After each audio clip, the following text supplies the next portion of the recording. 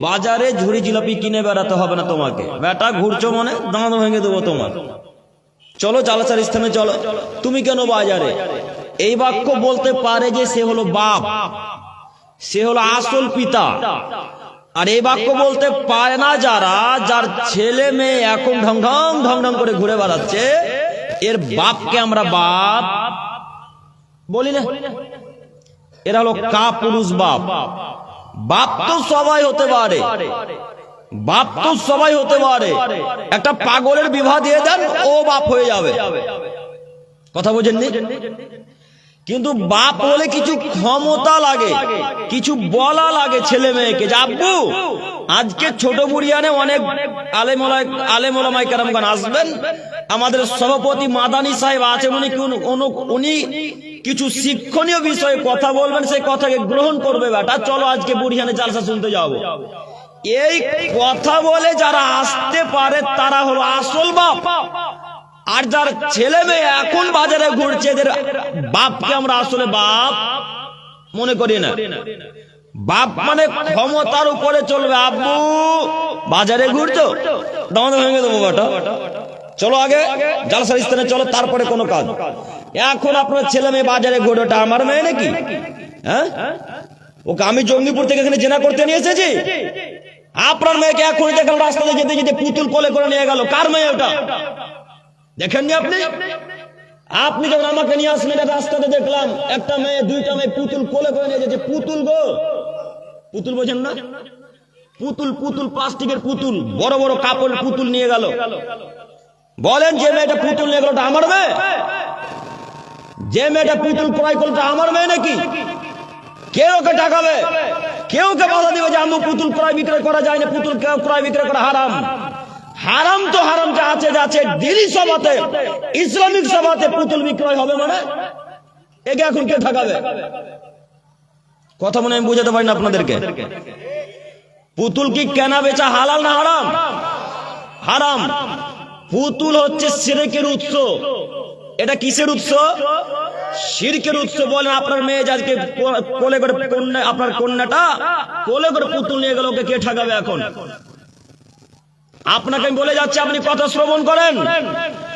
আপনার মেয়ে পুতুল যতদিন রাখবে বাড়িতে, ওই পুতুল বাড়িতে থেকে যত পাপ হবে, আজকে জালসার কমিটিতে যত সদস্য আছে এরা একাই তত পাপ করবে। কথা বোঝেননি? সহিহ মুসলিম মিসকাতের হাদিস আপনাকে আমি একটু পরে পেশ করে শোনাবো। তার আগে জরুরি কথা বলতে চাইছি। জালসার মতো একটা দিনী সভাতে, ইসলামিক সভাতে পুতুল কেন বিক্রয় হবে? কেন পুতুল ক্রয় বিক্রয় হবে? পুতুল কেনা বেচা হারাম। পুতুল কেনা বেচা হারাম। পুতুল কেনা বেচা হারাম। কেন আপনাদের জালসার স্থানে পুতুল ক্রয় বিক্রয় হলো? কই বলতে পারলেন না পুতুল বিক্রেতাকে, ভাইয়া আপনার পুতুল বিক্রয় এইখানে চলবে না, বাইরে গিয়ে পুতুল ক্রয় বিক্রয় করেন? কেন বলতে পারলেন না? ঠেকাতে পারলেন না কেন? এই দিনী সভাতে রাসূল সাল্লাল্লাহু আলাইহি ওয়াসাল্লাম যেখানে আলোচনা হবে, যেখানে আল্লাহ এবং তার রাসূলের আলোচনা হবে, সেই আলোচনাতে পুতুল বিক্রয় হবে মানে? আরে পুতুলও তো বিক্রয় হচ্ছে, ওখানে পান সুপারিও বিক্রয় হচ্ছে, গুটখাও বিক্রয় হচ্ছে।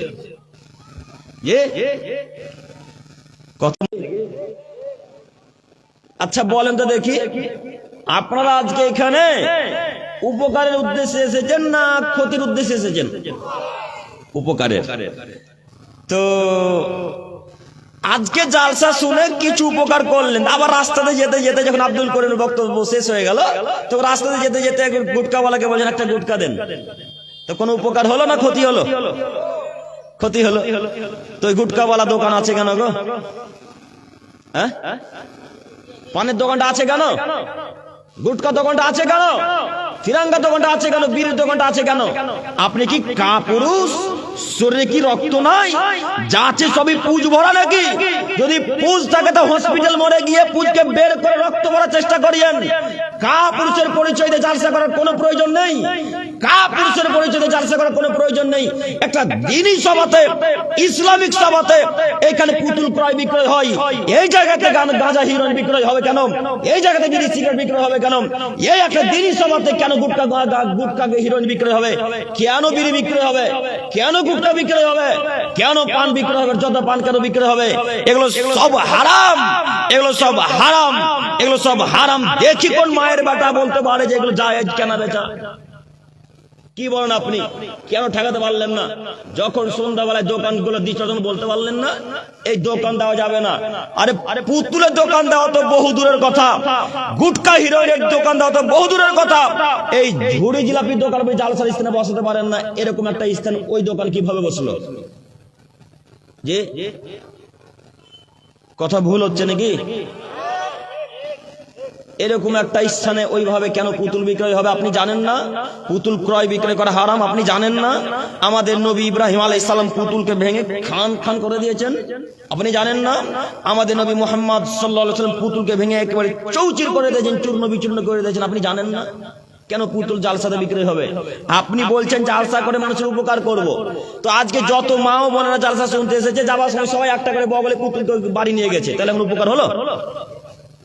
উপকার হলো না, ক্ষতি হলো, তাই না?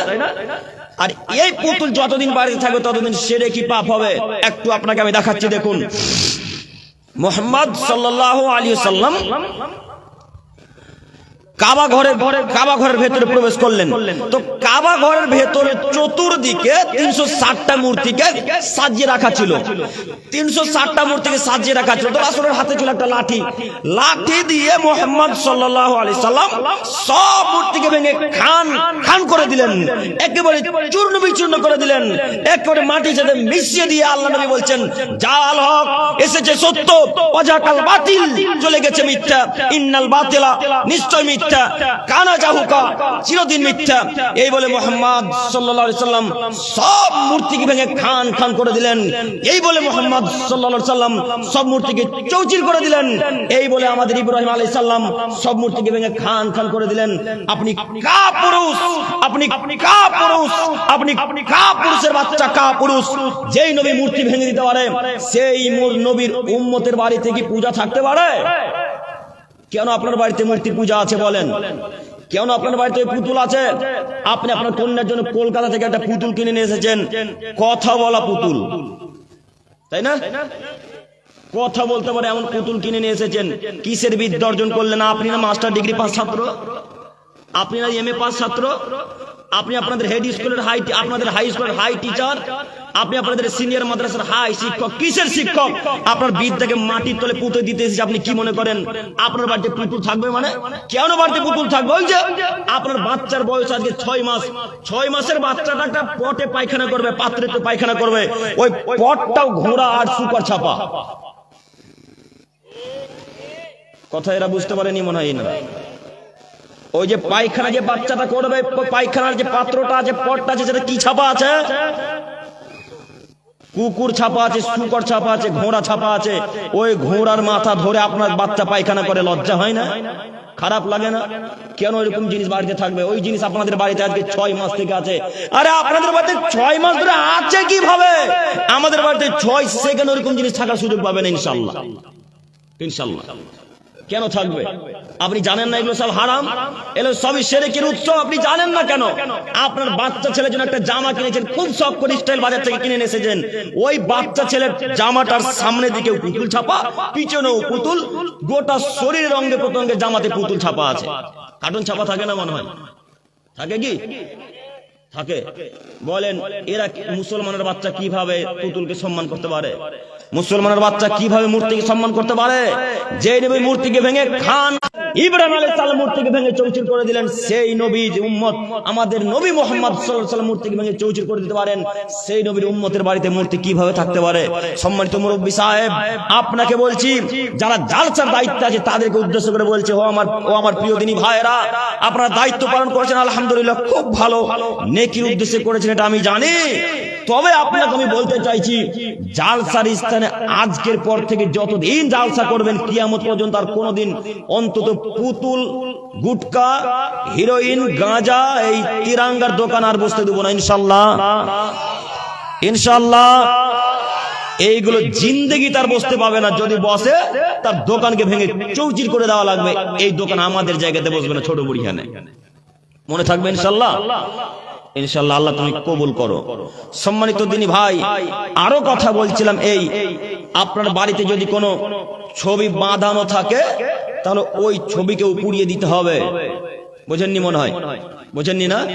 বোঝেননি, আপনাকে এবার বোঝাচ্ছি। দেখেন এই ছেলেটা, তোমাকে বলছি শোনো, তুমি আজকে, আপনাকে বলছি, আপনাকে 20 বছর আগে বিবাহ করেছিলেন আপনারা, 20 বছর আগে বিবাহ করেছেন।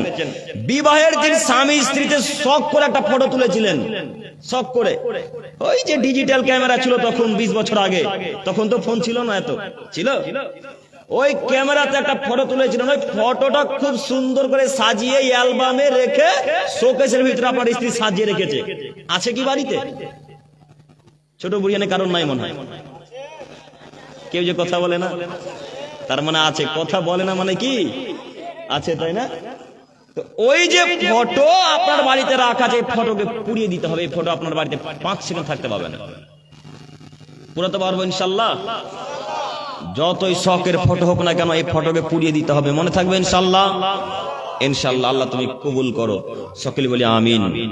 সম্মানিত দিনী ভাই, আমি বলছিলাম সিংগাই ফুৎকার। সম্মানিত দিনী ভাই, আপনারা যারা এখনো রাস্তাতে চলাচল করছেন, আপনাদেরকে আমি অনুরোধ করছি, আপনি আমাকে জোর গলায় বলতে বাধ্য করিয়েন না। আমি যখন জোর গলায় বলবো তখন আপনি বলবেন যে আব্দুল করিম ভাই খারাপ, শুধু আব্দুল করিম ভাই আমাদের বিরুদ্ধে কথা বলে মেলাতে ঘুরছে এই জন্য। তা আপনি মেলাতে ঘুরবেন কেন? জালসার স্থানে এসেছেন, বাড়ি থেকে বলে এসেছেন যে আব্বু আজকে বড়িয়ানে জালসা, আমি জালসা দেখতে যাচ্ছি। একটা ছেলে জালসার স্থানে আছে যারা বলে এসেছে? প্রায় ছেলেই নেই, প্রায় ছেলে মেলাতে ঘুরছে বান্ধবীকে নিয়ে। বাড়িতে গিয়ে আম্মাকে বলবে জালসা শুনে এলাম, এই ব্যাপার।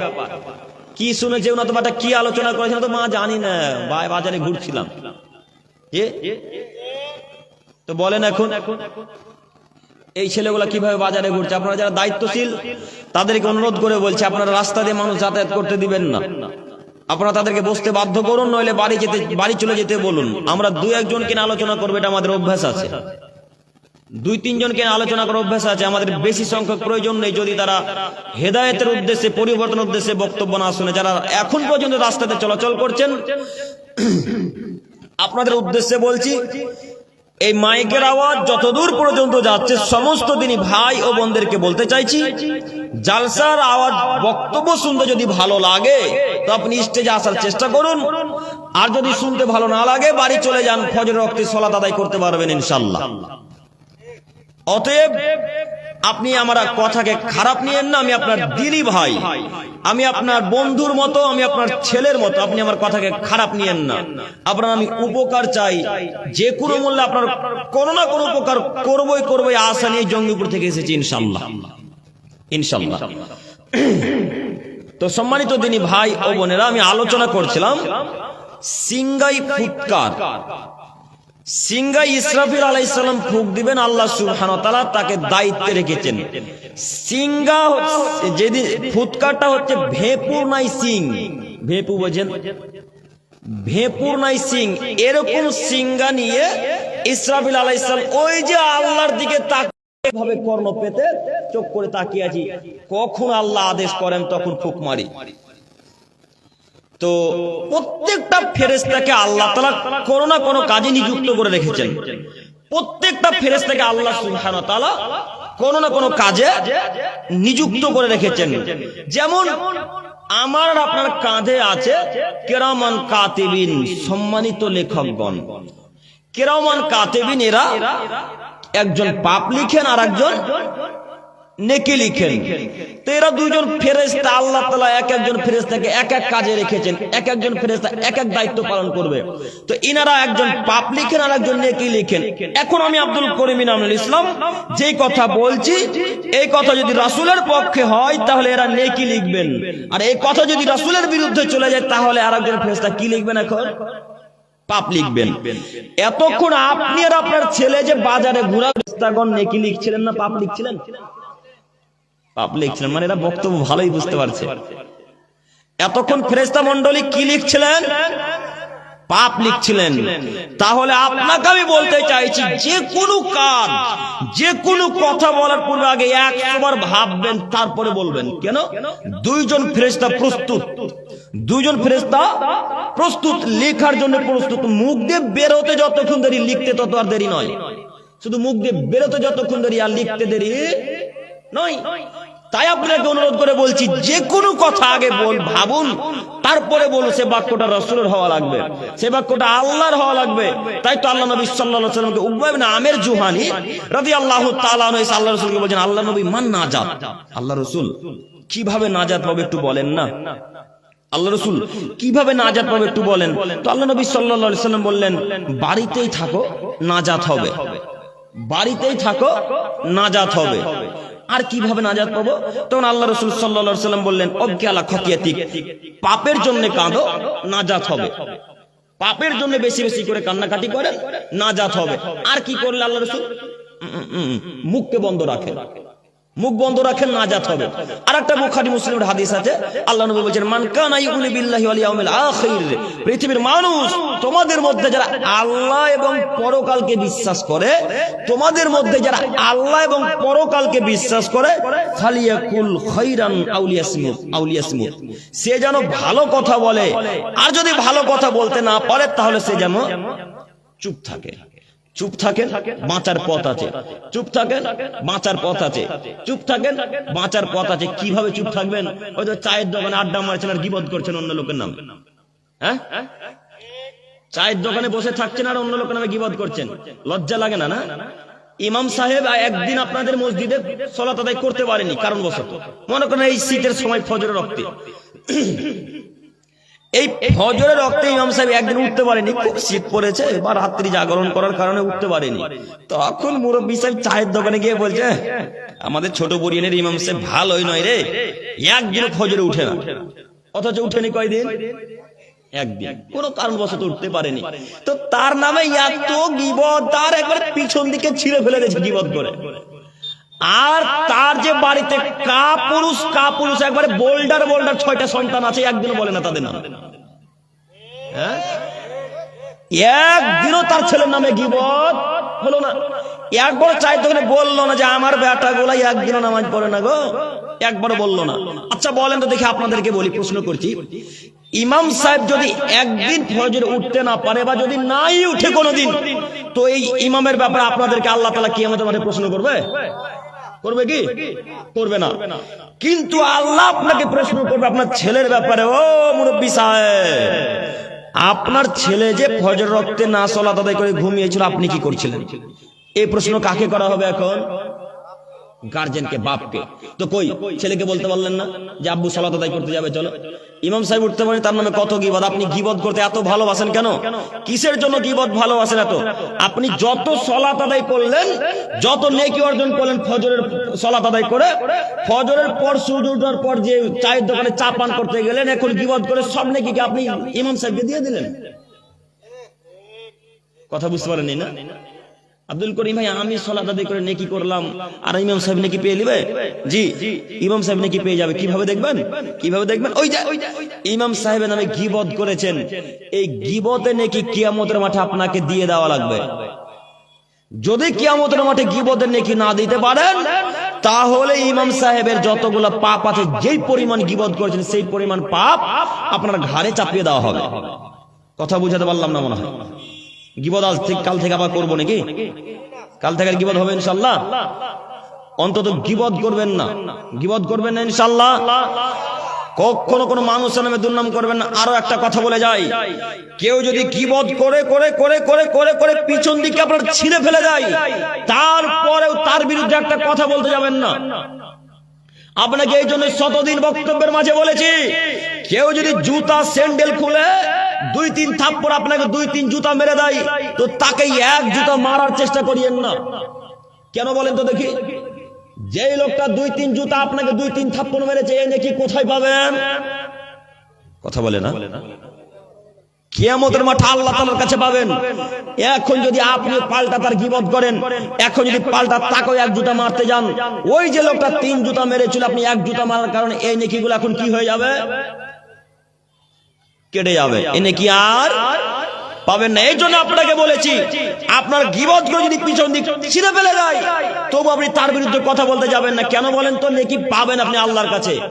এই জন্য শতদিন বলেছি, গীবত যে যত পারবে করুক, গীবত যে যত পারবে করুক, গীবত যে যত পারবে করুক না কেন, দুর্নাম পরচর্চা করুক না কেন, কিয়ামতের মাঠে তো আব্দুর রহমানকে, আব্দুল করিমকে, আব্দুল সাত্তারকে যত পারবেন করেন মুরব্বী সাহেব গীবত। এই আমার যুবক ভাইরা তোমাদেরকে বলি, তোমরা যত গীবত পারবে করো। তুমি মনে রাখো একটা কথা, কিয়ামতের মাঠে নেকি কিন্তু দিয়ে দেওয়া লাগবে যার নামে গীবত করেছো। তুমি বলেছো আমাদের গ্রামের আব্দুর রহমান আমার চাচতো ভাই রাত মানুষকে গালি দেয়, আসলে সেই ছেলেটা গালি দেয়, তাহলে এটা কি গীবত হবে কি হবে না? হবে। আর যদি আব্দুর রহমান গালি না দেয়, তারপরে যদি বলে যে আব্দুর রহমান দিন রাত মানুষকে গালি দেয়, তাহলে সেটা হবে বহতান, জঘন্য মিথ্যাচার। অতএব আমার দিনী ভাই ও মুরব্বী সাহেবগণ, আপনাদের উদ্দেশ্যে জরুরি ভিত্তিতে বলতে চাইছি, কখনো আজকের পর থেকে গীবত করবেন না ইনশাআল্লাহ। ইনশাআল্লাহ, আল্লাহ তুমি কবুল করো। তো বলছিলাম যে আল্লাহ সুবহানাহু ওয়া তাআলা এক একজন ফেরেশতাকে এক এক কাজের দায়িত্বে রেখে দিয়েছেন। তো একজন ফেরেশতা নেকি লিখেন, আর একজন ফেরেশতা পাপ লিখেন। আরো ফেরেশতাকে আল্লাহ তাআলা নিযুক্ত করেছেন, যেমন ওই যে আল্লাহ নবী বললেন কিয়ামতের মাঠে জাহান্নামকে টানতে টানতে ছেঁচড়াতে ছেঁচড়াতে নিয়ে আসা হবে। কিয়ামতের মাঠে জাহান্নামকে টানতে টানতে নিয়ে আসা হবে। 70,000 জাহান্নামের গায়ে লাগাম থাকবে। কত হাজার? 70,000। প্রত্যেকটা রশিতে থাকবে 70,000 করে ফেরেশতা। প্রত্যেকটা রশিতে থাকবে 70,000 করে ফেরেশতা। লাগাম থাকবে কত হাজার বললাম? 70,000। প্রত্যেকটা রশিদে কত হাজার করে ফেরেশতা থাকবে? 70,000 করে ফেরেশতা। একটু আমি আপনাকে ফেরেশতাদের ক্ষমতা দেখাচ্ছি, একটু আপনাকে আমি ফেরেশতাদের ক্ষমতা দেখাচ্ছি, তাদের ক্ষমতা কত বেশি দেখুন। এক একজন ফেরেশতার এত ক্ষমতা, এক একজন ফেরেশতার এত ক্ষমতা, এক একজন ফেরেশতার এত ক্ষমতা, এই গোটা পৃথিবীটাকে এইভাবে তুলে এইভাবে উল্টে দিতে পারেন। তার নাম ফেরেশতা। এত ক্ষমতা দিয়েছেন আল্লাহ সুবহানাহু ওয়া তাআলা। ওই যে তায়েফের ময়দানে যখন মুহাম্মদ সাল্লাল্লাহু আলাইহি ওয়াসাল্লামকে মেরে রক্তাক্ত করে দিলেন, মুহাম্মদ সাল্লাল্লাহু আলাইহি ওয়াসাল্লামকে মেরে যখন রক্তাক্ত করে দিলেন, তখন পাহাড়ের ফেরেশতাগণ এসে বলছেন আল্লাহ নবীকে, আল্লাহ নবী একটু বলেন না তায়েফবাসীকে পাহাড়ের সাথে একবার মিশিয়ে চূর্ণ বিচূর্ণ করে দেবো, একটু বলেন। তখন আল্লাহ নবী বললেন না না না না না, আমি তো তাদের হেদায়েতের জন্য এসেছি, আমি কেন তাদের মারতে বলবো, না মারা লাগবে না। তখন পাহাড়ের ফেরেশতাগণ চলে গেলেন। আচ্ছা বলেন তো, একবার যদি মুহাম্মদ সাল্লাল্লাহু আলাইহি ওয়াসাল্লাম বলে দিতেন, তাহলে গোটা তায়েফবাসীকে পাথরের সাথে এইভাবে মিশিয়ে দিতেন। তারা কারা? ফেরেশতাগণ। এত ক্ষমতা দিয়েছেন আল্লাহ তাআলা ফেরেশতাদেরকে, এত পাওয়ার দিয়েছেন। জাহান্নাম তাহলে কত বড় হবে আমি আপনাকে কি দিয়ে বুঝাই। একটা পৃথিবীকে যদি একটা ফেরেশতা এইভাবে ডান হাতে তুলে বাম হাতে আছড়ে দিতে পারেন, তাহলে জাহান্নাম কত বড় কত ভারী হবে আমি আপনাকে কি দিয়ে বুঝাই। এতগুলো ফেরেশতা জাহান্নামকে টেনে নিয়ে আসবে। মুরব্বী সাহেব আপনাকে বলি, এই ফেরেশতাগণ জাহান্নামকে টেনে নিয়ে আসবে, তাহলে আপনাকে আমি কি দিয়ে বুঝাবো জাহান্নাম কত বড়, জাহান্নামের গভীরতা কত বড়, জাহান্নাম কত বড়, জাহান্নামের গভীরতা কত বড় আমি আপনাকে কি দিয়ে বুঝাই। আল্লাহ নবী সাল্লাল্লাহু আলাইহি সাল্লাম বলছেন, আজ থেকে 70 বছর পূর্বে একটা বড় কোটি কোটি ওজনের পাথরকে জাহান্নামের উপর থেকে ফেলে দেওয়া হয়েছিল। আজ থেকে 70 বছর পূর্বে জাহান্নামের উপর থেকে একটা কোটি কোটি ওজনের পাথরকে জাহান্নামের উপর থেকে এইভাবে নিক্ষেপ করে দেওয়া হয়েছিল। আজকে যার শব্দ তোমরা শুনতে পেলে, সেটা হচ্ছে জাহান্নামের তলে যাওয়ার শব্দ। কোটি কোটি টন ওজনের একটা পাথরকে যদি জাহান্নামের উপর থেকে নিক্ষেপ করা হয়, তো জাহান্নামের সব থেকে অতল গহ্বর গভীরে যেতে কতদিন সময় লাগবে? কতদিন? 70 বছর সময় লাগবে। তাহলে বলেন মুরব্বী সাহেব, গীবত করার কারণে আপনার আমার অবস্থা কতদিন যাওয়া লাগবে? পাথরের ওজন বেশি না কম? বেশি। আসমান থেকে 10 তলা বিল্ডিং এর উপর থেকে যদি একটা তুলাকে ফেলে দেন আর একটা ইটকে ফেলে দেন, কে আগে আসবে? ইটটা আগে আসবে। তো আমাকে আর আপনাকে আর পাহাড়কে পাথরকে যদি জাহান্নামের উপর থেকে ফেলে দেয়, তো জাহান্নামের তলে আগে পাথর যাবে না মানুষ যাবে? পাথর যাবে। তাহলে বলেন আপনার জাহান্নামের তলে যেতে কতদিন লাগবে? কথা আপনাকে বুঝাতে পারলাম না মনে হয়। আপনাকে বলেন কতদিন লাগবে আপনার আমার জাহান্নামের তলে যেতে মুরব্বী সাহেব? এই জন্য আপনাকে বলছি, আপনি গীবত এত কেন করেন? গীবত করতে খুবই যে ভালো লাগে, গীবত যে মিষ্টি জিনিস। যখন আপনি গীবত করতে শুরু করতেন, শয়তান এসে বলে, আব্দুর রহমান বল বল বল বল, আরেকটু বল না, আরেকটু বল, ওই লোকটা এমনই রে, ওই লোকটা এমনই, ঠিকই বলছিস তুই, ওই লোকটা এমনই। তখন আপনার অন্তরটা একটু জুড়িয়ে গেল, তখন বলছে আমি একটু বলি, না হলে আর ভালো লাগে না। গীবত এরকম হয় না? এরকমই হয়। আপনি বলছেন আর একটাই বলবো, আর বলবো না। ওই লোকটার ব্যাপারে একটা কথা বলবো, আর বলবো না। একটা বলতে বলতে বলতে বলতে বলতে যত একবার হিস্ট্রি জানেন, ইতিহাস জানেন, সব বলে দিলেন। এখন নাকি দিয়ে দিন কিয়ামতের মাঠে প্রস্তুত থাকি। আপনাকে তো বোঝাতে আমি সব অক্ষম এখন যে কিয়ামতের মাঠ কি জিনিস। সেই দিন বুঝতে পারবেন, যেদিন ইহকাল ছেড়ে পরকালে পাড়ি দেবেন, সেই দিন বুঝতে পারবেন। অতএব আপনাকে অনুরোধ করছি, নীতি পরিবর্তন করেন, আল্লাহ এবং আল্লাহ রাসূলের দেওয়া পদ্ধতি গ্রহণ করেন, তাহলে নাজাত হবে ইনশাআল্লাহ। সম্মানিত দিনী ভাই, আপনাকে আমি আরো দেখাচ্ছি। দেখুন, ফেরেশতাদের ক্ষমতা দেখাতে গিয়ে এবার আপনাকে আমি বলতে চাইছি, প্রত্যেকটা ফেরেশতাকে আল্লাহ সুবহানাহু ওয়া তাআলা প্রত্যেকটা কাজে নিযুক্ত করে রেখেছেন। প্রত্যেকটা ফেরেশতাকে আল্লাহ সুবহানাহু ওয়া তাআলা প্রত্যেকটা কাজে নিযুক্ত করে রেখেছেন। এই বাঁশিতে যিনি ফুঁক দিবেন তিনি হলেন ইসরাফিল আলাইহিস সালাতু ওয়াস সালাম। যিনি বাঁশিতে ফুঁক মারবেন তিনি হলেন ইসরাফিল আলাইহিস সালাম। আব্দুল করিম ভাই, আপনি আজকেই কেন ইসরাফিল আলাইহিস সালামের বাঁশির কথা বলছেন? ইসরাফিল আলাইহিস সালাম বাঁশি মারবে তো সব শেষে, যখন সূর্য পশ্চিম দিকে উঠবে,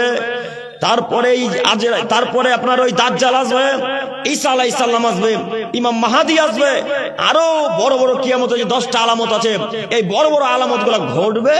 এই সব ঘটে যাওয়ার পর অনেক দিন পর ইসরাফিল আলাইহিস সালাম বাঁশি মারবে। তো আপনি এখনই কেন বাঁশির কথা বলছেন? কথা বলছেন নি? এত আগে বাঁশির কথা কেন বলছেন? জি, সিংগাই ফুৎকার কথা এত আগে বলছি, তার কারণ আপনি একথা বলতে পারেন যে জি হ্যাঁ, ইসরাফিল আলাইহিস সালাম, ইমাম মাহদী, ঈসা আলাইহিস সালাম আসবে, তারপরে অনেক দিন পর বাঁশিতে ফুৎকার মারবেন, এ কথা সত্য। তবে আপনাকে বলতে চাইছি, আপনি কি আপনার এই মৃত্যুর সময় বলে দিতে পারবেন? জি, মৃত্যুর সময় বলে দিতে পারবেন? আপনি বলছেন যে ইসরাফিল আলাইহিস সালামের বাঁশিতে ফুঁক দিতে দিতে দিতে আমি পরিবর্তন হয়ে যাব, হেদায়েত পেয়ে যাব এবং আমি সালাত আদায় করতে লাগবো। তো এখন কোন মানুষ একজন হাত তুলে বলেন তো যে জালসার স্থান থেকে গিয়ে আমি বাড়ি চলে যেতে পারবো? কেউ বলতে পারবেন?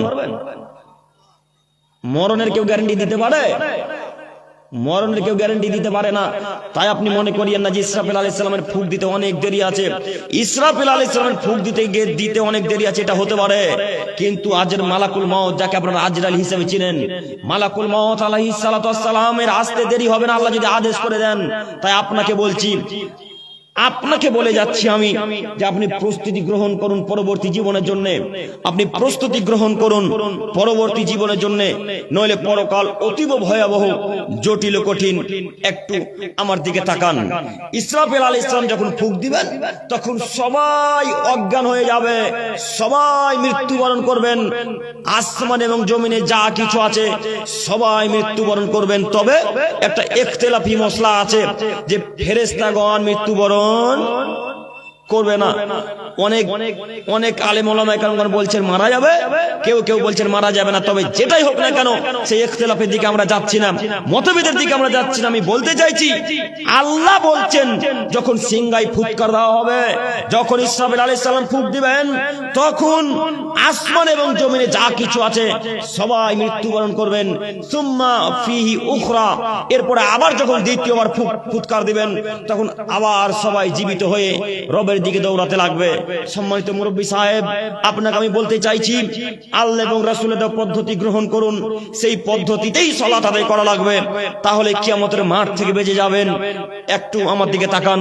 মহান আল্লাহ তাআলা বলেন, ফাতাওয়াল্লা আনহুম ইয়াউমা ইয়াদু দাঈ ইলা শাইইন নুকুর। মুহাম্মদ সাল্লাল্লাহু আলাইহি ওয়াসাল্লাম, আপনি তাদের থেকে মুখ ফিরিয়ে নেন। আল্লাহ তাআলা মুহাম্মদ সাল্লাল্লাহু আলাইহি ওয়াসাল্লামকে বলছেন, ফাতাওয়াল্লা আনহুম, মুহাম্মদ সাল্লাল্লাহু আলাইহি ওয়াসাল্লাম, আপনি তাদের থেকে মুখ ফিরিয়ে নেন। কাদের থেকে? যারা সালাত আদায় করে না। কাদের থেকে? যারা পরকালকে বিশ্বাস করে না। কাদের থেকে মুখ ফিরাবেন? যারা আল্লাহ এবং তার রাসূলকে মানে না। কাদের থেকে মুখ ফিরাবেন? যারা আল্লাহর বিধানকে মানে না। কাদের থেকে মুখ ফিরাবেন? যারা যাকাত দেয় না। কাদের থেকে মুখ ফিরাবেন? যারা আপনাকে মেনে নেয়নি, তাদের থেকে মুখ ফিরাবেন। এই কথা আল্লাহ বলছেন। একটু আমার দিকে তাকান। আল্লাহর নবী যদি মুখ ফিরিয়ে নেন, তাহলে জান্নাত হবে ইনশাআল্লাহ? হবে না? না, জান্নাত হবে না, তার মানে তাকে ঘৃণা করেন আল্লাহর রাসূল এবং আল্লাহ তাআলা। তাই আল্লাহ বলছেন ফাতাওয়াল্লা আনহুম, আপনি তাদের থেকে মুখ ফিরিয়ে নিন। ইয়াউমা ইয়াদু দাঈ ইলা শাইইন নুকুর, যেদিন আহ্বানকারী আহ্বান করবে এক অপ্রিয় পরিণামের দিকে, অর্থাৎ খুব ভয়াবহ কঠিন ও জটিল একটি দিনের দিকে, যেদিন আহ্বানকারী ইসরাফিল আলাইহিস সালাম ফুঁক দিবেন, সেদিন সবাই তার দিকে এগিয়ে যাবে। সম্মানিত মুরব্বী সাহেব, একটু আপনাকে বলি, মুহাম্মদ সাল্লাল্লাহু আলাইহি সাল্লাম যদি আপনার থেকে মুখ ফিরিয়ে নেন, আল্লাহ যদি আপনার দিক থেকে মুখ ফিরিয়ে নেন, তাহলে জাহান্নাম নিশ্চিত যেতে হবে, জাহান্নাম সুনিশ্চিত যাওয়া লাগবে, জাহান্নাম সুনিশ্চিত যাওয়া লাগবে। অতএব যারা সালাত আদায় করেন না তাদেরকে যে কোনো মূল্যে সালাত আদায় করা লাগবে, যারা নামাজ পড়েন না তাদেরকে যে কোনো মূল্যে নামাজ পড়া লাগবে। সম্মানিত দিনী ভাই, আপনাকে বলে যাচ্ছি, নামাজ সালাত তো তারাই আদায় করে যারা মুসলিম, যারা সালাত আদায় করে তারাই মুসলিম, যারা সালাত আদায় করে না তারা মুসলিম নয়। যারা সালাত আদায় করে তারাই মুসলিম, যারা সালাত আদায় করে না তারা মুসলিম নয়। অত্র এই বাক্যের বিবরণ দিয়ে আমি আপনাকে বোঝাতে চাইছি, যারা নামাজ পড়ে তারা মুসলিম, যারা নামাজ পড়ে না তারা কাফের। একটু এদিকে তাকান, যে ব্যক্তি নামাজ পড়ে না তার থেকে আল্লাহ রাসূল মুখ ফিরিয়ে নেবেন, তার থেকে আল্লাহ তাআলা মুখ ফিরিয়ে নেবেন। তাহলে এরা এখন যাবে কোথায়? জাহান্নামে যাওয়া লাগবে। সম্মানিত দিনী ভাই, আপনাকে আমি বোঝাতে চাইছি, ওই কিয়ামতের বিভীষিকাময় দৃশ্য থেকে, কঠিন দৃশ্য থেকে যদি বাঁচতে চান, তাহলে আপনাকে আল্লাহ এবং তার রাসূলের দেওয়া পদ্ধতি গ্রহণ করা লাগবে, সেই অনুযায়ী সালাত আদায় করা লাগবে। আপনি মুসলমানের বাচ্চা, মুসলমান মুসলিম পরিবারে জন্মগ্রহণ করেছেন অথচ সালাত আদায় করেন না। আপনি মুসলিম পরিবারে জন্মগ্রহণ করেছেন অথচ সালাত আদায় করেন না। কেন সালাত আদায় করবেন না? যে কোনো মূল্যে সারা পৃথিবীতে যেখানে যারা মুসলিম হিসেবে বসবাস করছে তাদের সকলকেই সালাত আদায় করা লাগবে। এক। দুই, যারা যাকাত দেয় না তাদের থেকে মুখ ফিরিয়ে নেবেন। তিন, যারা পাড়া প্রতিবেশীর সাথে ভালো আচরণ করে না তাদের থেকে মুখ ফিরিয়ে নেবেন। একটু আপনাকে আমি দেখাই পাড়া প্রতিবেশীর হক, একটু আপনাকে আমি দেখাই পাড়া প্রতিবেশীর হক। সম্মানিত দিনী ভাই, মুহাম্মদ সাল্লাল্লাহু আলাইহি সাল্লাম বলছেন, ওয়াল্লাহি লা ইউমিনু, আল্লাহর কসম সেই লোকটা মুমিন নয়। ওয়াল্লাহি লা ইউমিনু, আল্লাহর কসম সেই লোকটা মুমিন নয়। ওয়াল্লাহি লা ইউমিনু, আল্লাহর কসম সেই লোকটা মুমিন নয়। কিলা ওয়া মাযাকা ইয়া রাসূলুল্লাহ সাল্লাল্লাহু আলাইহি সাল্লাম। সাহাবায়ে কেরামগণ কথা বুঝতে না পেরে আল্লাহর রাসূলকে প্রশ্ন করে বলছেন, আল্লাহর নবী, কে সেই ব্যক্তি যে মুমিন নয়? আপনি বারবার বলছেন, আপনি বারবার তাকিদ করে বলছেন, তিনবার বললেন যে সেই লোকটা মুমিন নয়, তিনবার বললেন সেই লোকটা মুমিন নয়। কে আল্লাহ নবী? সেই লোকটাকে একটু বলেন। তখন আল্লাহ নবী সাল্লাল্লাহু আলাইহি সাল্লাম বললেন, ওই ব্যক্তি মুমিন নয় যার হাতের দ্বারাই মুখের দ্বারাই পাড়া প্রতিবেশী নিরাপদে থাকে না। যার হাতের দ্বারা এবং মুখের দ্বারা পাড়া প্রতিবেশী নিরাপদে থাকে না, সে লোকটা মুমিন নয়। মুরব্বী সাহেব, আপনাকে বলি, আপনি আপনার পাড়া প্রতিবেশীকে দিন রাত গালি দেন আর তাহাজ্জুদ করেন, এই তাহাজ্জুদ দিয়ে জান্নাত কিনতে পারবেন না। কেন পারবেন না বলেন তো? যত গালি দিয়েছেন এই গালির নাকি কিয়ামতের মাঠে ওই পাড়া প্রতিবেশীকে দিয়ে দেওয়া লাগবে। তাহাজ্জুদের সালাত আদায় করে যত নেকি অর্জন করেছিলেন, এই সব নেকি কিয়ামতের মাঠে ওই লোকটাকে দিয়ে দেওয়া লাগবে যাকে গালি দিয়েছেন। কথা বুঝেননি?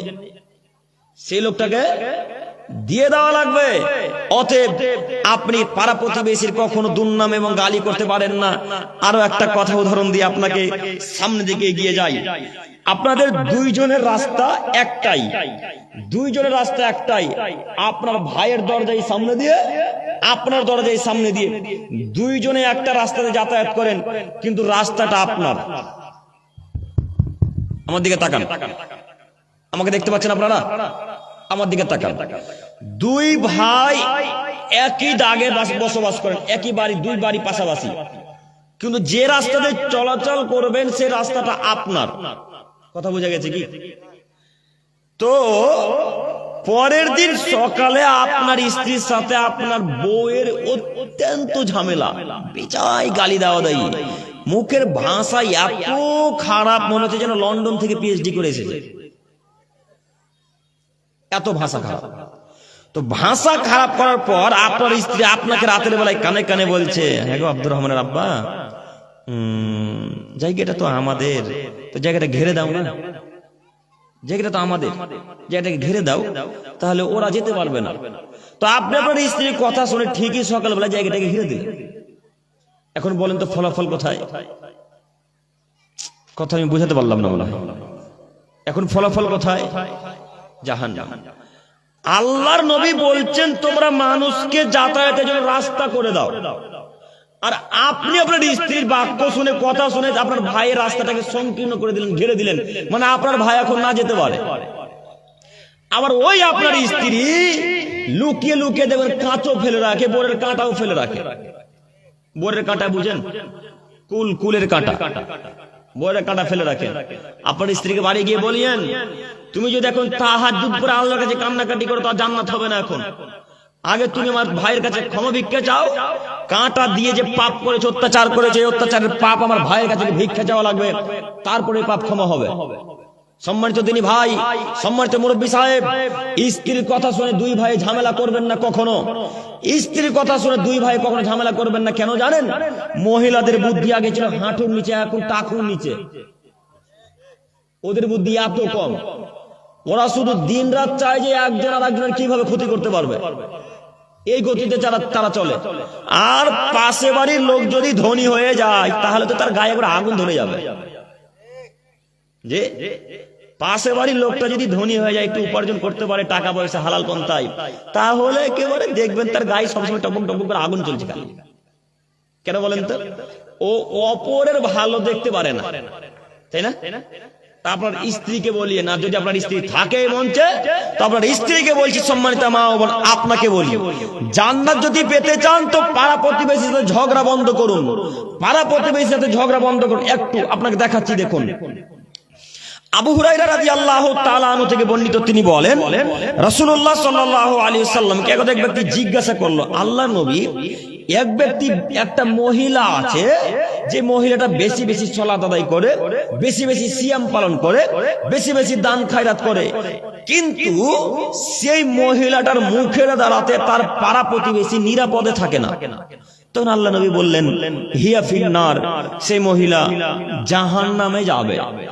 আবার আল্লাহ রাসূলকে, ওই সাহাবী আল্লাহ নবীকে বলছেন, আল্লাহর নবী, আর একটা মহিলা আছে যে কম কম সালাত আদায় করে। কম কম মানে শুধু 5 ওয়াক্ত সালাত আদায় করে, নফল সালাত, তাহাজ্জুদ সালাত আদায় করে না। সেই মহিলাটা কম কম সিয়াম পালন করে। কম কম সিয়াম মানে শুধু রমজান মাসে সিয়াম পালন করে, ও মুহররমের সিয়াম আর প্রতি সপ্তাহের সিয়াম, এই সিয়াম পালন করে না। আল্লাহ নবী ওই মহিলাটার দানের সাদকা অতীব কম, পনিরের মতো। একটা পনির ইসলামের পথে দান করে যেমন, এরকম দান এই মহিলাটা করে। তো আল্লাহর নবী এই মহিলাটার দ্বারাতে কোনো পাড়া প্রতিবেশী কোনোদিন কষ্ট পায়নি। এই মহিলাটা সারা গ্রামবাসীর সাথে ভালো আচরণ করে। তখন আল্লাহ নবী বললেন, শোনো, কথা যদি তোমার সত্য হয়, হিয়া ফিল জান্নাত, সেই মহিলা জান্নাতে যাবে। তাহলে বেশি বেশি সালাত, বেশি বেশি তাহাজ্জুদ, বেশি বেশি সিয়াম, বেশি বেশি দান খায়রাত কোনো কাজে আসলো? যে কোনো কাজে আসলো না। তাহলে পাড়া প্রতিবেশীর সাথে যে কোনো মূল্যে ভালো আচরণ করা লাগবে, যে কোনো মূল্যে পাড়া প্রতিবেশীর সাথে ভালো আচরণ করা লাগবে, নইলে জান্নাত হবে না। আরো একটা হাদিস শোনাই। আনাস ইবনে মালিক রাদিয়াল্লাহু তাআলা আনহু থেকে বর্ণিত, তিনি বলেন, রাসূলুল্লাহ সাল্লাল্লাহু আলাইহি ওয়াসাল্লাম বলেছেন, লা ইয়াদখুলুল জান্নাতা মান লা ইয়ামানু জারুহু ওয়াইকা। হে আদমের ছেলে মেয়ে, তোমাদের মধ্যে ওই ব্যক্তি জান্নাতে যাবে না, তোমাদের মধ্যে ওই ব্যক্তি জান্নাতে যাবে না, তোমাদের মধ্যে ওই ব্যক্তি জান্নাতে যাবে না যে ব্যক্তি দ্বারাতে পাড়া প্রতিবেশী নিরাপদে থাকে না, ওই ব্যক্তি জান্নাতে যাবে না। একটু এবার একটা জরুরি কথা বলি আপনাকে আর একটা হাদিস বলি, বুখারী মুসলিমের হাদিস।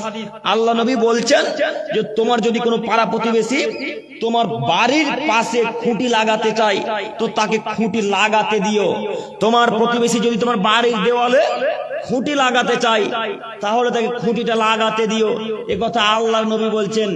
এবার আপনাকে আমি উদাহরণ দিয়ে বুঝাতে চাইছি, দুই ভাই পাশাপাশি বাড়ি করেছেন, দুই ভাইয়ের বাড়ি দুই তালা, দুই ভাইয়ের বাড়ি দুই তালা তৈরি করেছেন, কিন্তু আপনার একটা ভাই যে প্লাস্টার করতে পারেনি, ও সিমেন্ট বালি দেওয়ালে লাগাতে পারেনি, তো এখন সিমেন্ট বালি লাগাবে তো প্লাস্টার করবে, তার আগে তো ভাড়া বাঁধতে হয়।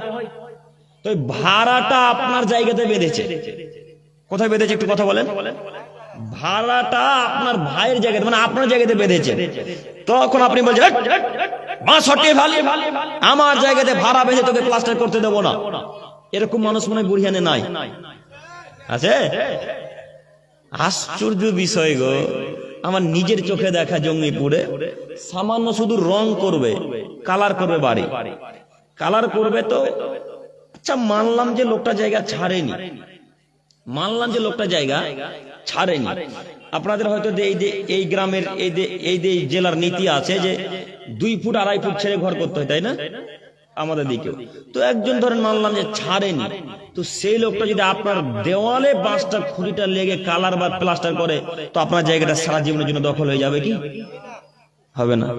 তো তাকে কালার করতে দিলেন না কেন? তাকে প্লাস্টার করতে দিলেন না কেন?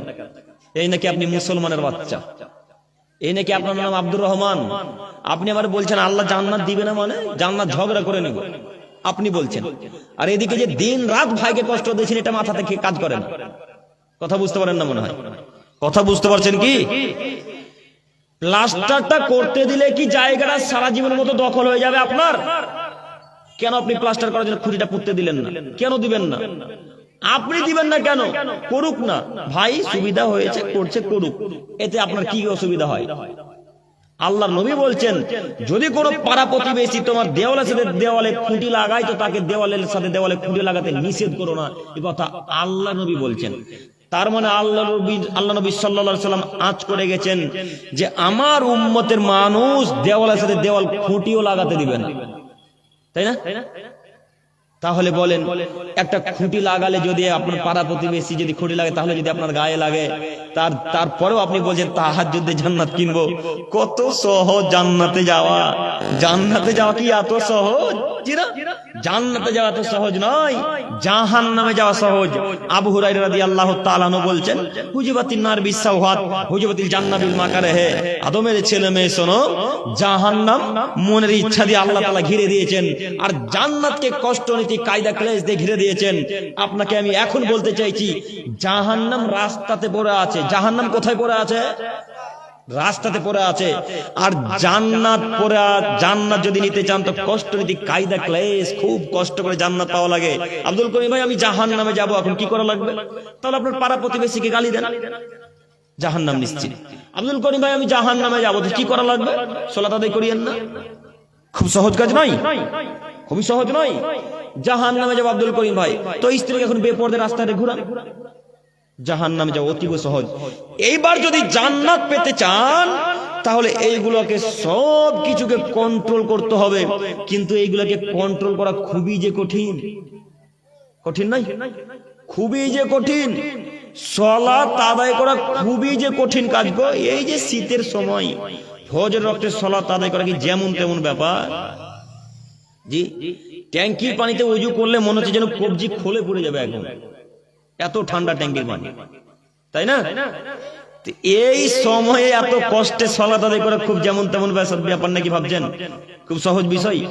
জি না, খুব সহজ নাই। তাই তো আল্লাহ নবী বললেন হুজিবাতিল জান্নাত বিল মাকারিহ, জান্নাতকে ঘিরে দিয়েছেন আল্লাহ সুবহানাহু ওয়া তাআলা কষ্ট নীতি কায়দা ক্লেশ দিয়ে। খুব কষ্ট করে পাড়া প্রতিবেশীর সাথে ভালো আচরণ করে, আব্বু আম্মুর সাথে ভালো আচরণ করে, পাড়া প্রতিবেশী ফকির মিস্ত্রির সাথে ভালো আচরণ করে জান্নাত যাওয়া লাগে। অতীব বলছি জান্নাত এত সহজে হয় না।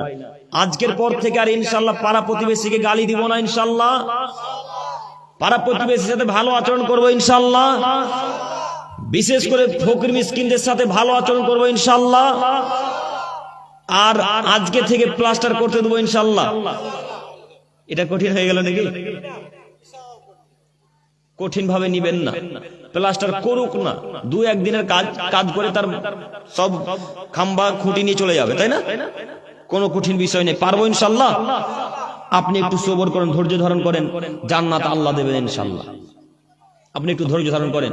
আর আপনাদেরকেও বলছি, যেহেতু একটা নীতি রুলস আছে যে 2 ফুট 2.5 ফুট ছেড়ে বাড়ি করা লাগবে, তো আপনিও ছেড়ে বাড়ি করেন, তাহলে ভবিষ্যতে কেউ যেন কোনো কথা বলতে না পারে যে, আর যদি ভুল বশত একবারে সাঁটিয়ে 1 ইঞ্চিও না ছেড়ে যদি বাড়ি করে, তো আপনি প্লাস্টার করতে দিবেন? তো দিবেন ইনশাল্লাহ। কি ইনশাল্লাহ দিব। ছোট বুড়িয়া না, আজকের পর থেকে এই নিয়ে ঝামেলা অন্তত হবে না ইনশাল্লাহ, এ নিয়ে মারপিট হবে না ভাই ভাই ইনশাল্লাহ। ইনশাল্লাহ আল্লাহ তুমি কবুল করো, সকলে বলি আমিন। সম্মানিত দিনী ভাই, আরো কথা এই যে পরের অংশে মহান আল্লাহ তাআলা বলছেন, খুশান আবসারুহুম ইয়াখরুজুনা মিনাল আজদাসি কান্নাহুম জারাদুম মুনতাশির, তারা কবর ফেটে চক্ষুকে নিচু দিকে করে পঙ্গপালের মতো একেবারে দলে দলে তারা আল্লাহর দিকে ছুটতে থাকবে। যখন ইসরাফিল আলাইহিস সালাম ফুঁক দিবেন বাঁশিতে, তখন সমস্ত মানুষ চক্ষুকে নিচু দিকে করে পঙ্গপালের মতো কবর ফেটে ফেটে দৌড়াতে থাকবে। পঙ্গপাল বুঝেন? পঙ্গপাল দেখেছেন? ধানের খেতে দেখবেন থাকে, তবে ধানের খেতে যেগুলো এখন থাকে ওগুলো ছোট ছোট গঙ্গি। গঙ্গি বলেন কি? ওই যে পাখিতে খায় গঙ্গি পোকা। আর পঙ্গপাল একটু বড় হয়, এই সাইজের হয়। তো আল্লাহ নবী বলছেন, মানুষ যেদিন ইসরাফিল আলাইহিস সালাম ফুঁক দিবেন, সেদিন সমস্ত মানুষ চক্ষুকে নিচু দিকে করে কবর ফেটে পঙ্গপালের দিকে, তার পঙ্গপালের মতো তার রবের দিকে ছুটতে থাকবে। কাফিরুন, এবং কাফেরগণ বলতে থাকবে, হাযা ইয়াউমুন আসির, খুব কঠিন একটা দিন, খুব কঠিন একটা দিন। কাফেরেরা বলবে, সম্মানিত মুরব্বী সাহেব, এই কঠিন কথা কাফেরেরা বলবে যে এটা কঠিন দিন। তবে আপনাকে বলছি, সেই দিন কঠিন কথা মুখ দিয়ে বেরোতে যদি না চান, বের করতে যদি না চান, তাহলে আপনাকে ইহকালে সৎ আমল করে আল্লাহ এবং তার রাসূলের দেওয়া পদ্ধতি গ্রহণ করে ইহকাল ছেড়ে বিদায় দেওয়া লাগবে। তাহলে আপনাকে সেই দিন বলা লাগবে না হাযা ইয়াউমুন আসির, এটা একটা কঠিন দিন, এই বাক্য তাহলে আর বলা লাগবে না। সম্মানিত দিনী ভাই, এর আগে আরো একটি কথা বলতে ভুলে গেলাম, ফাতাওয়াল্লাহ আনহুম, এই বাক্যে একটা কথা ছিল, একটু আপনাকে বলি। আল্লাহ নবী সাল্লাল্লাহু আলাইহি সাল্লামকে আল্লাহ বলছেন, মুহাম্মদ সাল্লাল্লাহু আলাইহি সাল্লাম, আপনি তাদের দিক থেকে মুখ ফিরিয়ে নিন। কাদের দিক থেকে? কাদের দিক থেকে মুখ ফিরিয়ে নিবেন? যারা বেদাতি কাজকর্ম করে তাদের থেকে মুখ ফিরিয়ে নিন। মুহাম্মদ সাল্লাল্লাহু আলাইহি সাল্লাম। আচ্ছা, আমি যতবার মুহাম্মদ বলছি ততবার সাল্লাল্লাহু আলাইহি সাল্লাম বলছেন কি আপনারা? বলছেন?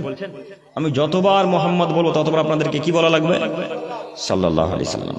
তো যারা বেদাতি কাজকর্ম করে তাদের থেকে আপনি মুখ ফিরিয়ে, শিরকি কাজকর্ম করে তাদের থেকে আপনি মুখ ফিরিয়ে নিন। তারা মুশরিক, যারা বেদাতি করে তারা পাপী, তাদের থেকে মুখ ফিরিয়ে নেবেন।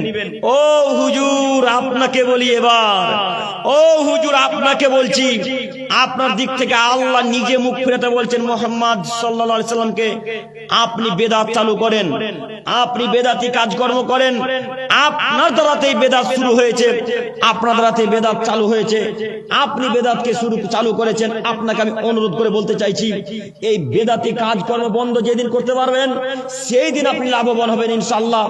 বেদাতি কাজকর্ম যেদিন বন্ধ করতে পারবেন, সেদিন লাভবান হবেন ইনশাআল্লাহ। একটু আপনাকে দেখাচ্ছি বেদাত কি জিনিস। বেদাত সম্পর্কে আশা করি সকলেরই ধারণা আছে, তাই না? বেদাত সম্পর্কে আশা করি সকলেরই ধারণা আছে। বেদাত মানে হলো দিনের মধ্যে আইনের মধ্যে নতুন কিছুর উদ্ভব ঘটানোকে বেদাত বলা হয়। বেদাত মানে হচ্ছে নতুন। কাজেই হুজুরকে বলছি, আপনার দিক থেকে আল্লাহ স্বয়ং মুখ ফিরিয়ে নিতে বলছেন। অতএব যদি আপনি কিয়ামতের মাঠে বাঁচতে চান, তাহলে যত বেদাতি বক্তব্য রেখেছেন, যত বেদাতি ইবাদত চালু করেছেন, সব বেদাতি প্রথাকে, বেদাতি নীতিকে চূর্ণ বিচূর্ণ করে দিতে হবে। হুজুর বলছে ওযু করার পরে 100 পা হাঁটতে লাগবে। ওযু করার পর কত পা হাঁটতে লাগবে? 100 পা। শুনেছেন বক্তব্য কি? শুনেননি না? শুনেননি? কত? পেচ্ছাব করার পর। হ্যাঁ, এটাও আছে, পেচ্ছাব করার পর নাকি 100 পা হাঁটা লাগে লিঙ্গকে ধরে। হুজুরে বলছে যে পেচ্ছাপ করার পরে 100 পা হাঁটা লাগবে লিঙ্গকে ধরে। তো আমি এবার হুজুরকে বলছি, ও হুজুর, এই আদেশটি শুধু আপনার জন্য না, আপনার স্ত্রীর জন্যও। কথা বোঝেননি মনে হয়? এই আদেশটি শুধু আপনার জন্যই না, আপনার স্ত্রীর জন্যও। আপনি যদি লিঙ্গ ধরে হাঁটেন 100 পা, তাহলে আপনার স্ত্রী কি ধরে হাঁটবে? এখন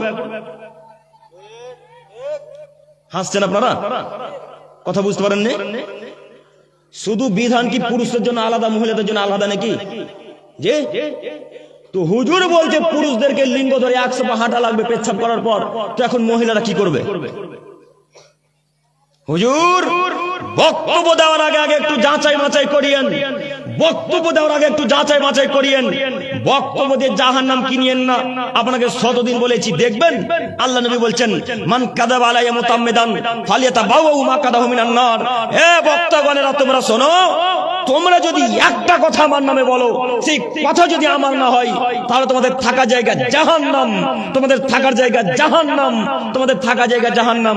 হুজুর বলছে 100 পা হাঁটা লাগবে। বলেন হুজুর, এই বাক্য কোথায় আছে কোরআনের? এই বাক্য হাদিসের কোন জায়গায় আছে? কোন গ্রন্থে, কোন তাফসীর গ্রন্থ, তাফসীর কারক কোথায় লিখেছেন? বলেন হুজুর। হুজুর বলছে হাদিস আছে। হুজুর আছে কোথায়? না তো হাদিস আছে, খুঁজিয়েন।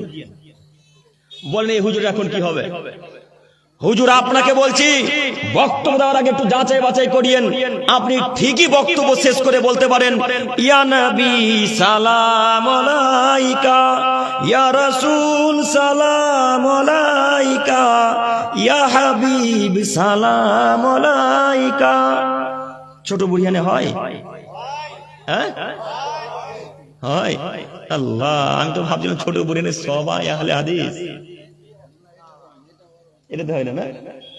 আবার আযান দেওয়ার পর দেখবেন, আসসালাতু ওয়াসসালামু আলাইকা ইয়া রাসূলুল্লাহ, আসসালাতু ওয়াসসালামু আলাইকা ইয়া হাবিবাল্লাহ, আসসালাতু ওয়াসসালামু আলাইকা ইয়া নূরাম মিন নূরিল্লাহ। হয় কি? হুজুর বলছে কোরআনে আছে। হুজুরকে বলাছে, হুজুর এই মিলাদ আছে কোথায়? হুজুর এই দরুদ আছে কোথায়? না তো কোরআনে আছে। আরে মানুষ বোকা হলে কি এত বোকা হতে হয়? মানুষ বোকা হলে কি এত বোকা হতে হয়? বলছে কোরআনে আছে। আর একটা বাংলাদেশের মানুষ আমাকে কমেন্টে বলছে সূরা আহজাবের 64 নম্বর আয়াতে আছে, আপনি পড়তে জানেন না। কথা এটা বুঝতে পারেনি। আমার এই বক্তব্য আগে দেওয়া আছে, তো বক্তব্য শুনে কমেন্ট করেছে যে সূরা আহজাবের 64 নম্বর আয়াত আছে, আপনি পড়তে জানেন না। কোথাকার কথাকে কোথায় নিয়ে এসেছেন? কোথায় আসমান আর কোথায় জমিন, কিছুই বোঝে না ওরা। কথা বলে আপনাদেরকে বোঝাতে পারলাম না। এই হুজুরকে আল্লাহ নবী বলছেন, হুজুর মান কাযিবা আলাইয়া মুতাম্মিদান ফালিয়াতাবাওয়াউ মাকাদাহু মিনান নার। একটা কথা যদি আমার নামে বলো, সেই কথা যদি আমি মুহাম্মদ সাল্লাল্লাহু আলাইহি সাল্লামের না হয়, তাহলে হুজুরের থাকার জায়গা কোথায়? জাহান্নাম। হুজুরকে শতদিন বক্তব্যের মাঝে বলেছি, হুজুরকে শতদিন বক্তব্যের মাঝে বলেছি, বক্তাদেরকে শতদিন বক্তব্যের মাঝে বলেছি, বক্তা সাহেব বক্তব্য দেওয়ার আগে একটু যাচাই বাছাই করিয়েন, বক্তব্য দেওয়ার আগে একটু যাচাই বাছাই করেন, বক্তব্য দেওয়ার আগে একটু যাচাই বাছাই করে বক্তব্য রাখতে আসেন জাতির সামনে। হুজুর আপনি কিভাবে বলতে পারলেন ইয়া নবী সাল্লাল্লাহু আলাইহি বলা জায়েজ? কিভাবে বলতে পারলেন ইয়া নবী সাল্লাল্লাহু আলাইহি বলা জায়েজ? এমন কোন মায়ের বাড়ির মধ্যে ক্ষমতা আছে ছোট বইনে বলতে পারে ইয়া নবী সাল্লাল্লাহু আলাইহি বলা জায়েজ? এমন কোন মায়ের বাটা উত্তর দিনাজপুরে জন্মগ্রহণ করেছে বলতে পারে ইয়া নবী সাল্লাল্লাহু আলাইহি বলা জায়েজ? ওকে যদি বাগানে মাটিতে কবর না দিয়ে হাদিস কোরআন দিয়ে বলেন, কে বলতে পারে জায়েজ? আপনাকে চ্যালেঞ্জ করে গেলাম, কিয়ামত পর্যন্ত এই বক্তব্য রেকর্ড হচ্ছে, এই বক্তব্য রেকর্ড হচ্ছে, আপনারা পরে শুনতে পাবেন। আবারও যত বেদাতি মানুষ এই বক্তব্য শুনবে, সমস্ত বেদাতিদেরকে চ্যালেঞ্জ করে গেলাম, সমস্ত বেদাতিদেরকে চ্যালেঞ্জ করে গেলাম। এমন কোন মায়ের বেটা প্রমাণ করে দিতে পারে যে ইয়া নবী সাল্লাল্লাহু আলাইহি বলা জায়েজ, আসসালাতু ওয়াসসালামু আলাইকা ইয়া নবী সাল্লাল্লাহু আলাইহি এইগুলি বলা যায়? যদি কেউ প্রমাণ করে দিতে পারে, সেদিন থেকে আমি আব্দুল করিম বিন আমিনুল ইসলাম জাতির সামনে জিন্দেগিতে আসবো না ইনশাআল্লাহ। জিন্দেগি আজকে আবার বললাম, আপনাকে আমি অনুরোধ করে বলছি, হুজুর একটু যাচাই বাছাই করিয়েন। এবার আপনার হুজুরের পক্ষে আসি। আপনার হুজুর দিন রাত গজল বলে শুধু। হ্যাঁ, হুজুরকে বক্তব্য দিতে নিয়ে এসেছেন না গজল শুনতে নিয়ে এসেছেন? আপনারা বলেন তো একটু। কত চিঠি দিছেন গো, সবই বলবো, একটু শুধু ধৈর্য ধারণ করেন। বিরক্ত হচ্ছেন নাকি? শেষ করে দেবো। এবার আপনাকে বলছি, আপনার হুজুরের কথা বলছি। আচ্ছা, হুজুরের বক্তব্য হাদিস কোরআন শোনার জন্য নিয়ে এসেছেন হুজুরকে, না কে ওই গজল শোনার জন্য নিয়ে এসেছেন? বক্তব্য শোনার জন্য, তাই না? তো আপনার হুজুরে 1 ঘন্টা বক্তব্য রাখছে, তো 8 ঘন্টা 1.5 ঘন্টা সবই যে গজল বলছে গো। হ্যাঁ, এরা বুঝতে পারেনি মানে আপনার হুজুর মানে বুঝতে পারছেন কি? আপনার হুজুরের কথা বলছি। আপনার হুজুরকে বক্তব্য দিতে নিয়ে এসেছেন, তো আপনার হুজুর বক্তব্য দিচ্ছে 1.5 ঘন্টা, তো 1.5 ঘন্টার মধ্যে না তো 20টা গজল বলছে। 20টা, একটা গজল যদি বিনা গানের সুরে হয়, সব গজল গানের সুরে। এই ইউটিউবার ভাইদের মধ্যে কোন এক ভাই আমাকে ওই ইটাহারে দেখাচ্ছে যে দেখেন ভাই, এই দেখেন গজল, দেখেন গজল নাকি কিসের বনবাস। এই শুনছেন কথা শুনছেন? কমলার বনবাসের গানের গজল করেছে, এরাই বলছে। দেখেন, আমি বলেছি কি? হ্যাঁ, কমলার বনবাসের গজল নাকি বক্তা বলে। ও বক্তা সাহেব, জিহুবা কাটার জন্য প্রস্তুত থাকিয়েন। ও বক্তা সাহেব, ঠোঁট কাটার জন্য প্রস্তুত থাকেন। বেটা, কিয়ামত কত কঠিন তুমি বোঝনি। স্টেজে এসে গজল বলো মানে 20টা গজলের জায়গাতে 20টা হাদিস বলে একটা মানুষ উপকার হবে কি হবে না? ইনশাআল্লাহ হবে তো, আশাবাদী। 20টা গজল আপনার হুজুর বলছেন, 20টা গজলের জায়গাতে যদি 20টা হাদিস বলতো তাহলে সবাই উপকার পাবে। এটা আমি বলতে চাইছি না। 100টা মানুষের মধ্যে হয়তো 2টা মানুষ তো হেদায়েত পেত ইনশাআল্লাহ। তো বলেন, গজল দিয়ে আজ পর্যন্ত কোনো মানুষ হেদায়েতের পথে এসেছে? গজল দিয়ে কোনো মানুষ হেদায়েতের পথে আসে না। আপনাকে আমি আরো একটা কথা বলি, গজল কখনো গানের সুর ছাড়া হয় না। গজল কখনো গানের সুর ছাড়া হয় না। একটু না একটু তাকে গানের সুর নিতে হবেই, একটু না একটু তাকে গানের সুর নিতে হবে। আমি আপনাকে একটা উদাহরণ এক্সাম্পল দিই, সেটা হচ্ছে এই 1 বালতি দুধে যদি 1 ফোঁটা পেচ্ছাপ পড়ে যায়, তাহলে সে দুধটা ভালো থাকে না খারাপ হয়ে যায়? খারাপ হয়ে যায়। আমি মানলাম গজলে 99% হালাল সুর আছে, কথার কথা বলছি, আমি কিন্তু আপনাদেরকে সমর্থন করছি না। আবার কালকে ইউটিউবে ছেড়ে দিয়ে না যে আব্দুল কালাম ভাই গজলকে সমর্থন করেছে। জি, আমি জিন্দেগিতে গজলকে সমর্থন করি না, জিন্দেগিতে নয়। আপনাকে এবার আমি বলছি শুনুন, 99% গজলের সুর আছে হালাল, কথার কথা। 1% হারাম গান বাজনার সুর ভরে দিয়েছে। এখন এই 99% মিলে 100% হলো, তো এই গজলটা এখন হালাল না হারাম? জি, আরো জোরে বলেন। হারাম। তো কই আপনার হুজুর গজল বললো, কই একবার নিষেধ করতে পারলেন না? হুজুর কিভাবে গানের নকল করতে পারে? কিভাবে হুজুর গানের সুরে গজল বলতে পারে? হুজুর বাংলা গানেরও সুর করে, হুজুর হিন্দি গানেরও সুর করে। হুজুর একটুকু কি বোঝে না হাদিস কোরআন? হুজুর কি একটুকু বোঝে না হাদিস কোরআন? হুজুর কেন গান দিয়ে গজল করবে? হুজুর কেন কোরআন হাদিসের বক্তব্যের স্থানে গজল বলবে? জি না, গজল ভাবে এইভাবে বলতে পারে না, গজল এইভাবে বলতে পারে না। গজল যদি বলতে হয় আলাদাভাবে অনুষ্ঠান করে, তাতে আসে না। এটা কোরআন হাদিসের আলোচনার জায়গা, এখানে সদা সর্বদা কোরআন হাদিস আলোচনা করতে হবে। 1.5 ঘন্টা যদি আলোচনা চলে, 1.5 ঘন্টাতে 1.5 ঘন্টায় কোরআন হাদিস দিয়ে বলতে হবে। 1.5 ঘন্টাতে আনুমানিক তাকে 15টা থেকে 20টা হাদিস বলতে হবে।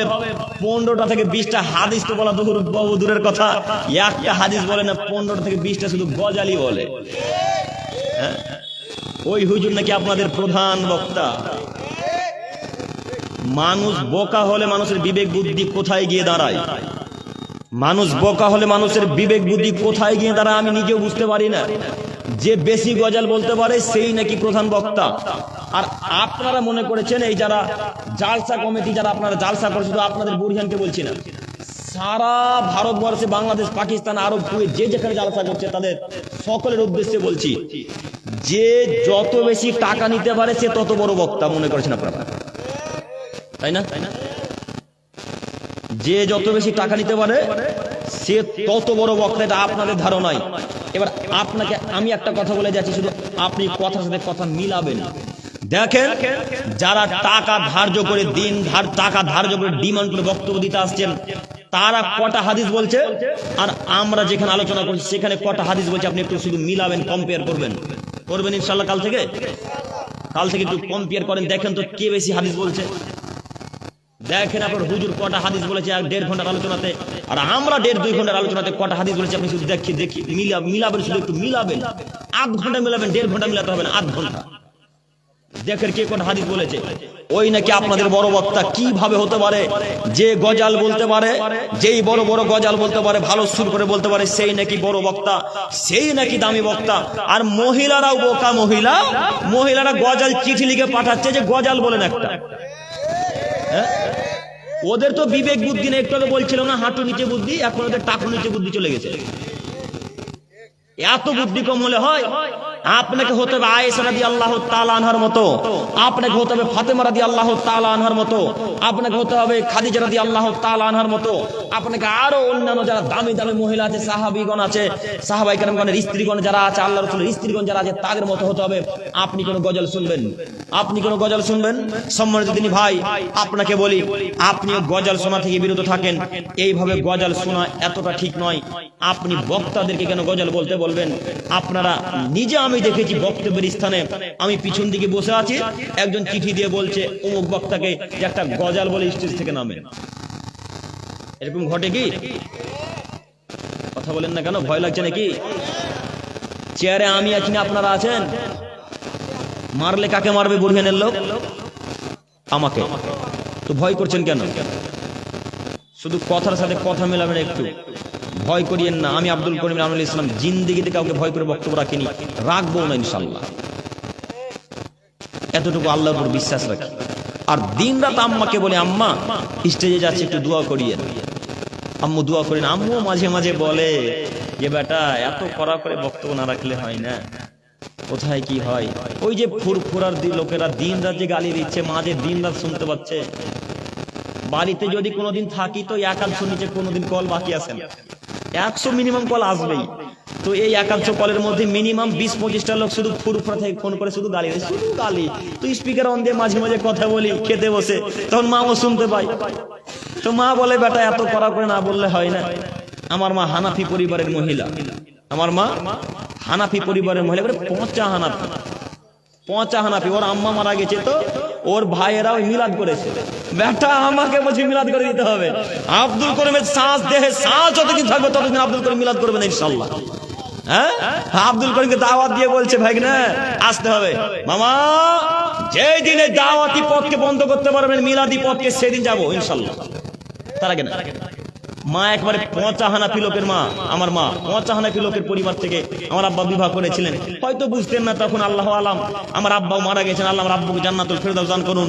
তবে আমার আব্বু ছিলেন কঠোর আহলে হাদিস, কঠোর আহলে হাদিস। আমার আব্বু একটুকু সমর্থন করতেন না। যেই দিন আমার আব্বুর মুখের কথা শোনা এবং আমার দাদুর মুখের কথা শোনা, আমার আব্বু আমাদেরকে বলতেন যে তোমার মা ছিল হানাফি, যেই দিন আমাদের বিবাহ ঠিক হয়েছে সেদিন তোমার দাদু একটা দিনিয়াত শিক্ষা বই দিয়ে এসেছিল। আগে দিনিয়াত বই দেখেছেন? এখন আছে না ওই দিনিয়াত বই। এই বইটা আমার আম্মু দেখিয়ে দিলেন যে এই বইটা তোমার আব্বা, তোমার দাদু আমাকে দিয়েছিল গিফট হিসাবে। যে বৌমা, হানাফিদের নীতিতে যেইভাবে তাসবিহ তাহলিল করতে, যেভাবে নিয়াত বানতে, নয়তে রসলি রাকাতাইনে কাবলা আল ফাজরে, রাকাতাইনে কাবলা জোহরে, এই যে নিয়াত বাঁধে না এইভাবে। কথা বলে না এরা। মুসল্লাদের মানে কি বলেন ওটাকে? মুসল্লা বলেন না কি বলেন? মুসল্লার সামনে গেলেও নাকি নিয়াত লাগে। হ্যাঁ, তো সব দোয়া আমার মায়ের মুখস্থ আছে। এইগুলো এইভাবে দোয়া মুখস্থ করে সালাত আদায় করতেন। তো আমার দাদু বলে এসেছিলেন যে এই বইটা নাও আম্মু, এই বইটা দেখে দেখে যা যা নানা শিক্ষার নীতি আছে সব এগুলো শিক্ষা অর্জন করবে। ওই যে আমার আম্মা শিক্ষা অর্জন করেছে, ওই নীতিতে এখনো চলে। তাই আম্মা এক একদিন বলে বেটা এত কড়া ভাবে বক্তব্য না রাখলে হয় না, একটু ভাষাটা নরম করলে হয়। তো আম্মা আপনি দোয়া করেন না? তো আম্মা বলছে হ্যাঁ দোয়া করি বেটা। তাহলে আপনি চুপ করে থাকেন আর ভয় করি। আপনি জানেন না যে আল্লাহ তাআলা 3 শ্রেণীর মানুষের দোয়া অতি তাড়াতাড়ি কবুল করে, তার এক শ্রেণী মাতা।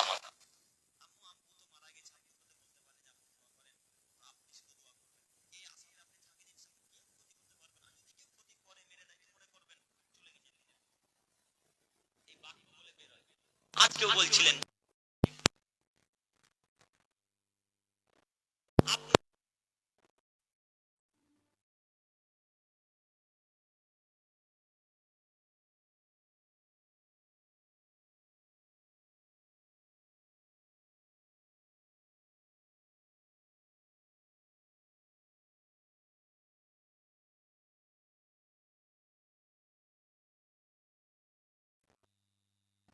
ফলো করে আপনি বক্তব্য দেন। আপনি কি জানেন রসুলের বক্তব্যের গতি কেমন ছিল? আপনি কি জানেন রসুল সাল্লাল্লাহু আলাইহি ওয়াসাল্লামের বক্তব্যের গতি কেমন ছিল? দেখুন, আপনাকে বক্তব্যের গতি দেখাচ্ছি রাসূলুল্লাহ সাল্লাল্লাহু আলাইহি ওয়াসাল্লামের। আল্লাহ রসুলের বক্তব্যের গতি দেখাচ্ছি, দেখেন একটু আমার দিকে তাকান।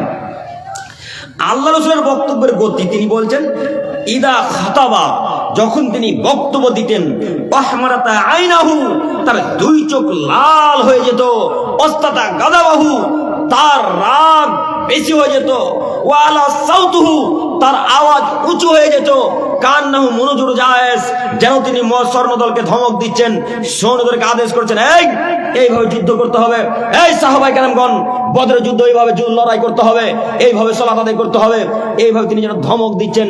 তার বক্তব্যের গতি ছিল এমন, তিনি যখন বক্তব্য দিতেন, এই যে রব দেখতে পাচ্ছেন, কি দেখতে পাচ্ছেন, এই রবগুলো ছেড়ে যেত, লাল লাল হয়ে যেত তার চোখ মুখ, একেবারে যেন তিনি ধমক দিয়ে কথা বলছেন। এইভাবে রাসূলের ছিল বক্তব্যের গতি। কিভাবে কিভাবে সুরও চলে এলো, কিভাবে কিভাবে বক্তব্যের গজালও চলে এলো।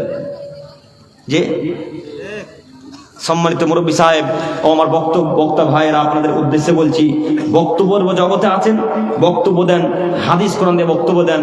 আমার কথা শুনে অনেকেরই খারাপ লাগবে, অনেকেরই ভালো লাগবে।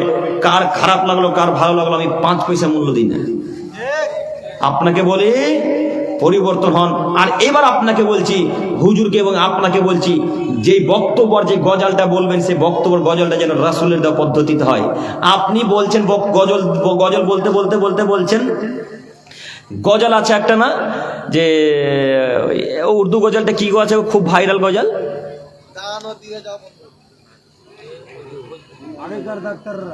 উর্দু একটা গজল আছে, খুব ভাইরাল গজল, হাসবি রব্বি জাল্লাল্লাহ। হ্যাঁ, হুজুর জানে না যে এই অর্থের মানে কি। হাসবি রব্বি জাল্লাল্লাহ মাফি কলবি গায়রুল্লাহ। হ্যাঁ, হুজুর গজল বলে না, হুজুর গজল বলছে। ও হুজুর গজলের অর্থ জানেন? ও হুজুর এই গজলের অর্থ জানেন? হুজুর গজল বলতে বলতে বলছে, ও নদী রে তুই ভাঙলি আমার ঘর। শোনেননি? কথা বলে না আপনার হুজুর এই গজল বলে না নাকি? আপনার যে হুজুর গানের নকল করতে পারে সেই হুজুর এই গজল বলে না? বলছে ও নদীরে তুই ভাঙলি আমার ঘর। আচ্ছা বলেন তো, ঘর কে ভেঙেছে? মানে আল্লাহ। তারপর হুজুর যে বলছে নদীতে ভাঙলো, এখন কি হবে হুজুরের? তাহলে গজল জায়েজ নাকি? আপনার কথা বুঝতে পারছেন কি আমার? তাহলে হুজুর যে গজল বলছে উল্টা পাল্টা গজল, আপনারা একবার ঠেকালেন না কেন? কেন ঠেকালেন না? কত বেদাতি গজল আছে আপনার হুজুর বলে এই আহলে হাদিসদের মঞ্চে, এই আহলুল হাদিসদের মঞ্চে বেদাতি গজল চলে। আপনারা খুব মনোযোগ সহকারে শ্রবণ করেন, কই বলতে পারলেন না একটু?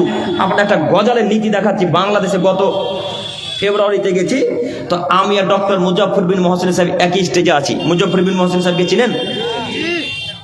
বিখ্যাত আলেম, ডক্টর মানুষ, খুব গবেষক মানুষ, খুব বড় আলেম। তো আমি আর উনি এক স্টেজে আছি, তো আমরা দুজনে পাশাপাশি বসে আছি। বক্তব্যটা ইউটিউব ফেসবুক আছে, দেখতে পাবেন। তো বক্তব্য তার আগে একটা মানুষ এসে বললেন একটা ছেলে গজল পরিবেশন করবে, একটা ছেলে গজল পরিবেশন করবে। তো ওই ছেলেটা গজল বলতে শুরু করেছে। গজল বলতে বলতে বলতে এক পর্যায়ে একেবারে কুফরি বাক্য নিয়ে চলে এসেছে, বেদাতি বাক্য নিয়ে চলে এসেছে। তখন মুজাফফর বিন মহসিন বলছে, এই থামো, কে গজল বলতে বলছে তোমাকে? থামো, কে গজল বলতে বলছে তোমাকে? থামো, এই ছেলেটাকে গজল থেকে নামিয়ে দাও। গজল বলছে, গজল বলার ঢং নেই। এই গজল কে বলতে বলেছে? এ বাক্য কে বললেন বলেন তো? মুজাফফর বিন মহসিন সাহেব। আমি নিজে উপস্থিত, এইভাবে তিনি চেয়ারে, আমি পাশে চেয়ারে বসে আছি। বাংলাদেশে গত ফেব্রুয়ারি ঘটনা বলছি। তার মানে গজলটাও হতে হবে রাসূলের পদ্ধতিতে, তাই না? তাহলে হইলে বলবেন। তারপরেও বলি গজল না বলাই ভালো, তারপরেও বলছি গজল না বলাই ভালো। সম্মানিত মুরব্বী সাহেব, সময় শেষ পর্যায়ে আপনারা এখানে কয়েকটি বিষয় দিয়েছেন, তার মধ্যে একটি বিষয় হচ্ছে যৌতুক। হ্যাঁ, বুরহানের মানুষ যৌতুক নেয় নাকি? যৌতুক নেয় সবাই, নাই না? আল্লাহুস সামাদ। আচ্ছা, আপনাদেরকে বলছি যে মাও বোনেরাও যে এখন ওরকম গো, আপনি যখন আপনার বউ দেখতে যাচ্ছেন আপনার আব্বাকে নিয়ে, তো আব্বুকে নিয়ে তো বউ দেখতে যাওয়া যাবে না, তারপরে যাচ্ছেন, গেলেন, তো আপনার আম্মু আপনার আব্বুকে বলছে, আর কত দিবা গো? তো আপনার আম্মু আপনার আব্বুকে বলছে, হ্যাঁ গো আব্দুর রহমানের আব্বা, বউ দেখতে যাচ্ছ তো, তো দেখিও বউয়ের গহনা আছে কিনা, সোনা চাঁদি আছে কিনা একটু দেখিও, গহনা যদি 2.5 ভরি 3 ভরি থাকে তাহলে বিবাহ দিবা, নাহলে বিবাহ দিতে হবে না। আচ্ছা আমি এবার আপনাকে বলছি, আপনার স্ত্রী যদি 2 ভরি স্বর্ণের মালা থাকে তো আপনার মা একদিন পড়তে পাবে? পাবে? পাবে। তো আপনার মায়ের গহনা নিয়ে কি প্রয়োজন, আর না নিলে কি ক্ষতি? কথা বুঝতে পারলাম না মনে হয়। যদি দেয় তো ওর স্বামীর আর ওরই থাকলো, তো আপনার মা কি করলো? আপনি বলছেন, আমার মা একটু গর্ব করে বলবে না যে বুড়িয়ানে আমার ছেলেকে 10 ভরি স্বর্ণের মালা দিয়েছে আমার স্ত্রী, এইভাবে বলবে, একটু গর্ব হবে। আপনার মা তো বুঝেনি গর্ব করার পরিণতি কি? গর্ব করার পরিণতি কি? কথা বলে না, জাহান্নাম। তো গর্ব করার পরিণতি জাহান্নাম। তো আপনার মাথা একটু গর্ব করবে। তো আপনার মাকে বলছি, সম্মানিতা মা, আপনি যে এইভাবে স্বর্ণের কথা শিখিয়ে পাঠাচ্ছেন, আর এই ছেলে তোমাকে এবার বলছি, তুমি যে তোমার শ্বশুরকে বলছো যে আমার শ্বশুর যদি আপনি বাইক দেন তো বিবাহ করব, নইলে বিবাহ করব না। তো আপনার শ্বশুর বলেছে যে ঠিক আছে বাবা, বিবাহের 6 মাস পর তোমাকে একটা RTR বাইক বা পালসার বাইক T20 বাইক কিনে দেবো। তো 6 মাস পার হয়ে গেল, 10 মাস পার হয়ে গেল, 1 বছর পার হয়ে গেল, দেয় না, হয়তো টাকাতে কম দিতে পারে না। তখন তোমার মা তোমাকে কূটনীতি বুদ্ধি দিচ্ছে। কূটনীতি বুদ্ধি বোঝেন? আমরা গ্রামের মানুষ তো ভাষাগুলো ওইরকম হয়ে যাচ্ছে। কূটনীতি বোঝেন তো? কূটনীতি বুদ্ধি দিয়ে আপনাকে আপনার আম্মা শিখাচ্ছে যে আব্দুর রহমান, তোর স্ত্রীর উপর অত্যাচার চালা, দেখ তোর শ্বশুর ঠিক গাড়ি দিয়ে দেবে। অত্যাচার চালা, মার, দিনটা 2-3 বারই মার, পরস্পর 2-3 দিন, দেখ ঠিক দিয়ে দেবে।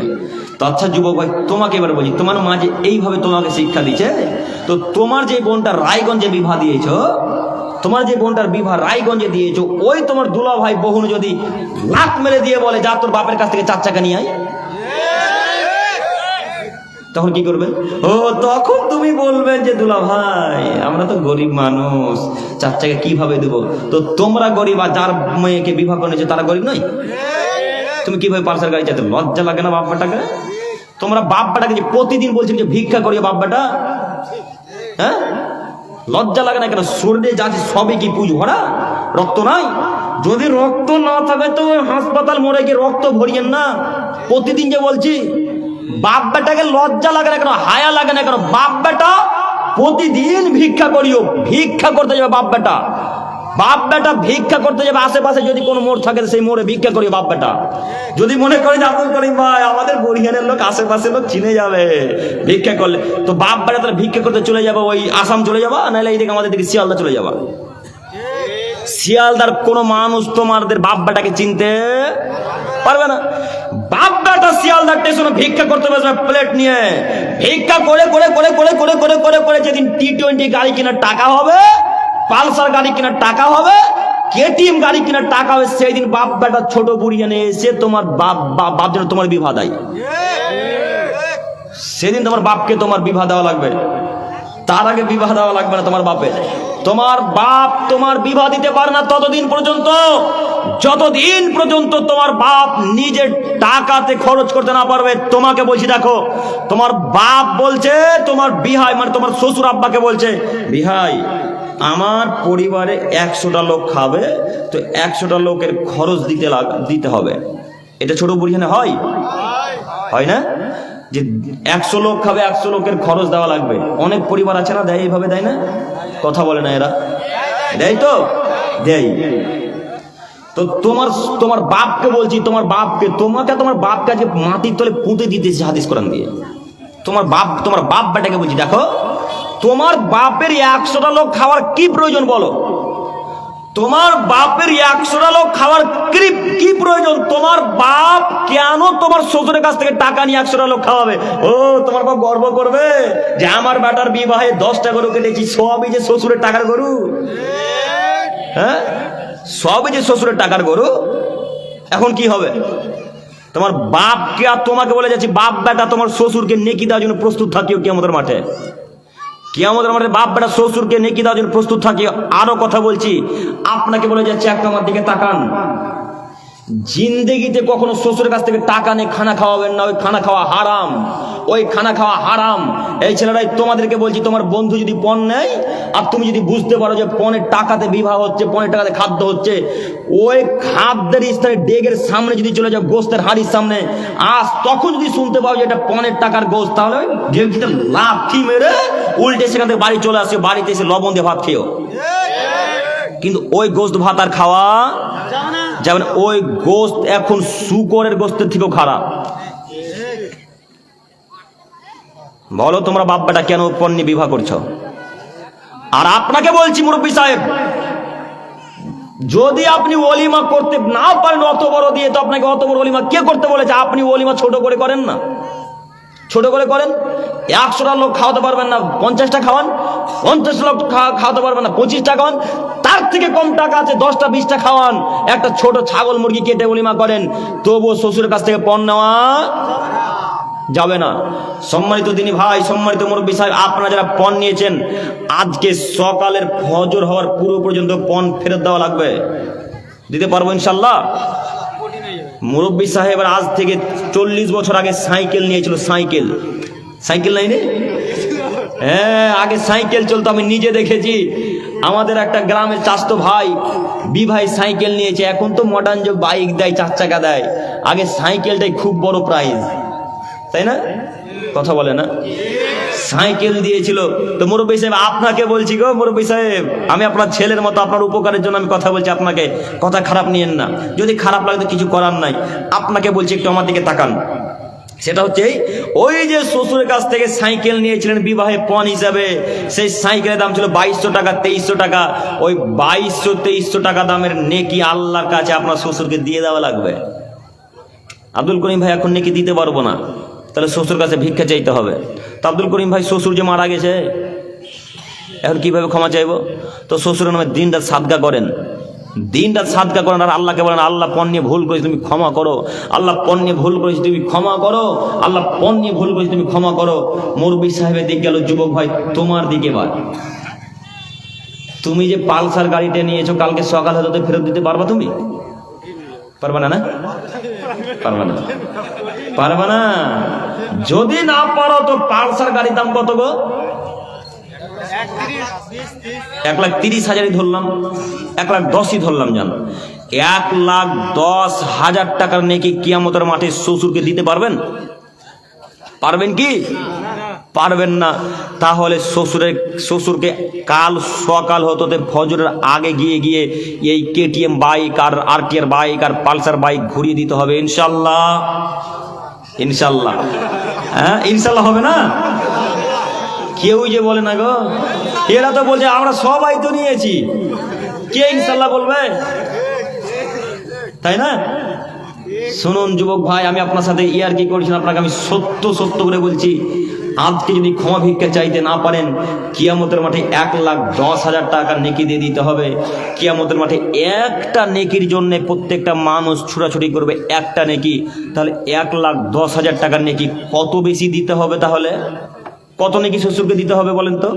হয়তো অত নেকি জীবনে উপার্জনই করেননি, তাই না? হয়তো বা, কথার কথা, হয়তো অত নাকি উপার্জনই করেননি, তখন কি করবেন?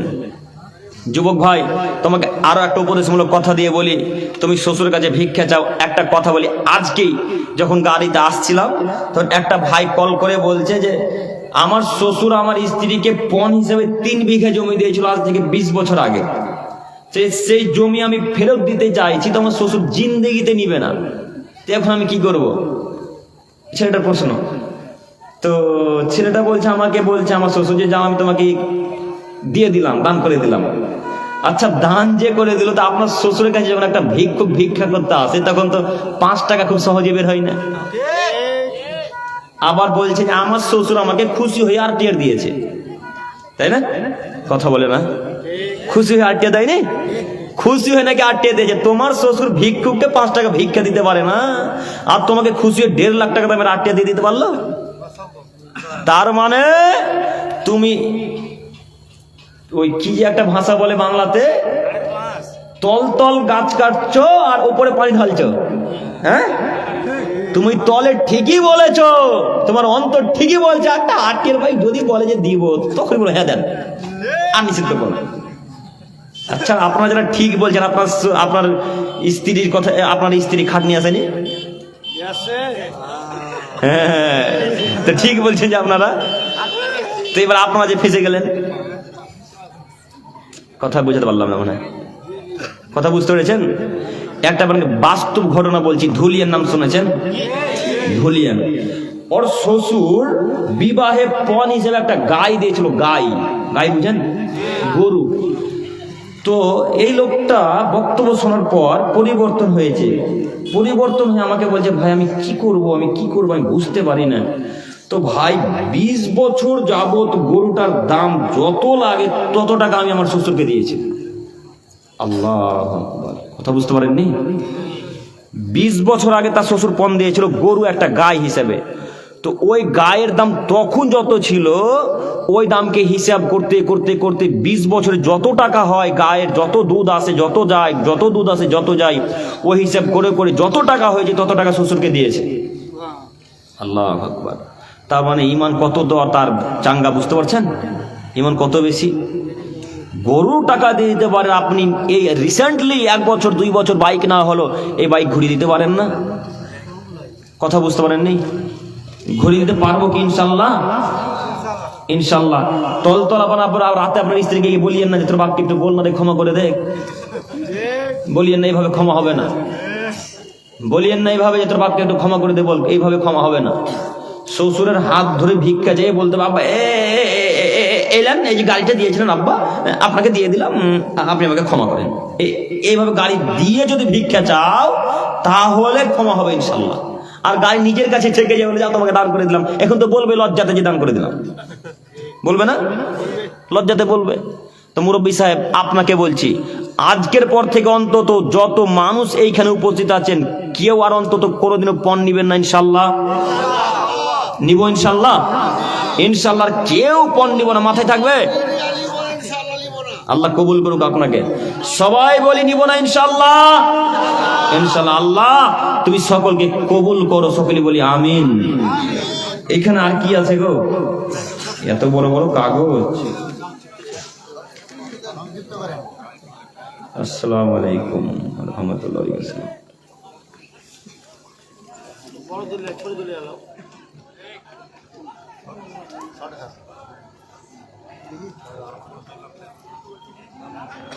প্রশ্ন আমাকে করিয়েন না, মাদানী সাহেব আছে এখানে, মাদানী সাহেবকে প্রশ্ন করবেন। প্রশ্ন মাদানী সাহেবকে, এটা অপমান করা হচ্ছে। আমি খুব নগণ্য থেকে নগণ্য মানুষ। হ্যাঁ, চলে গেছেন দেখি, আপনি তো আছেন। এইগুলো একটু আপনাদেরকে বলি। একটু আগে আলোচনা হচ্ছিল যে একটা কথা বলি, একটু আমার দিকে তাকান।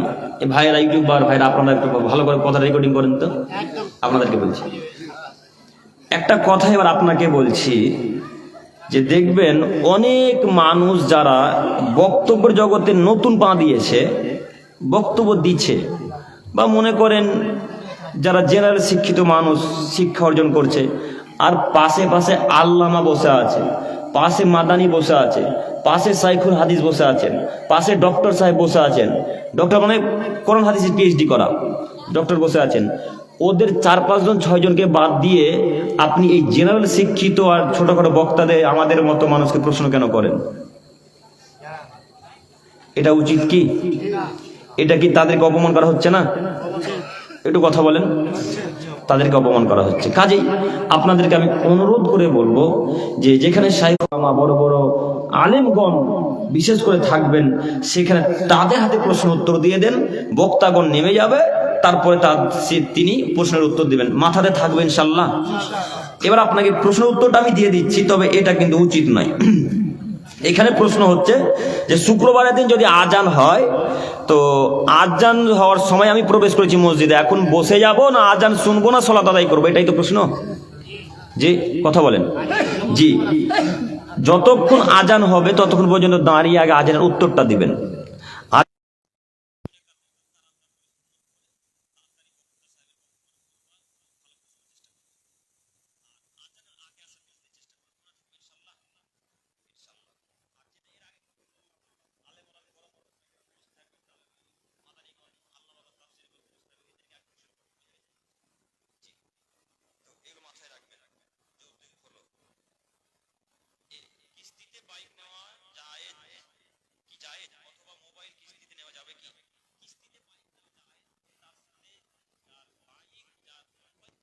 যদি আপনি কথা বলে নেন যে আমি এত মাসের মধ্যে শোধ করবো, এত টাকা দেব, কথোপকথন করে যদি নেন তাহলে যায়। কথা বোঝা গেছে কি?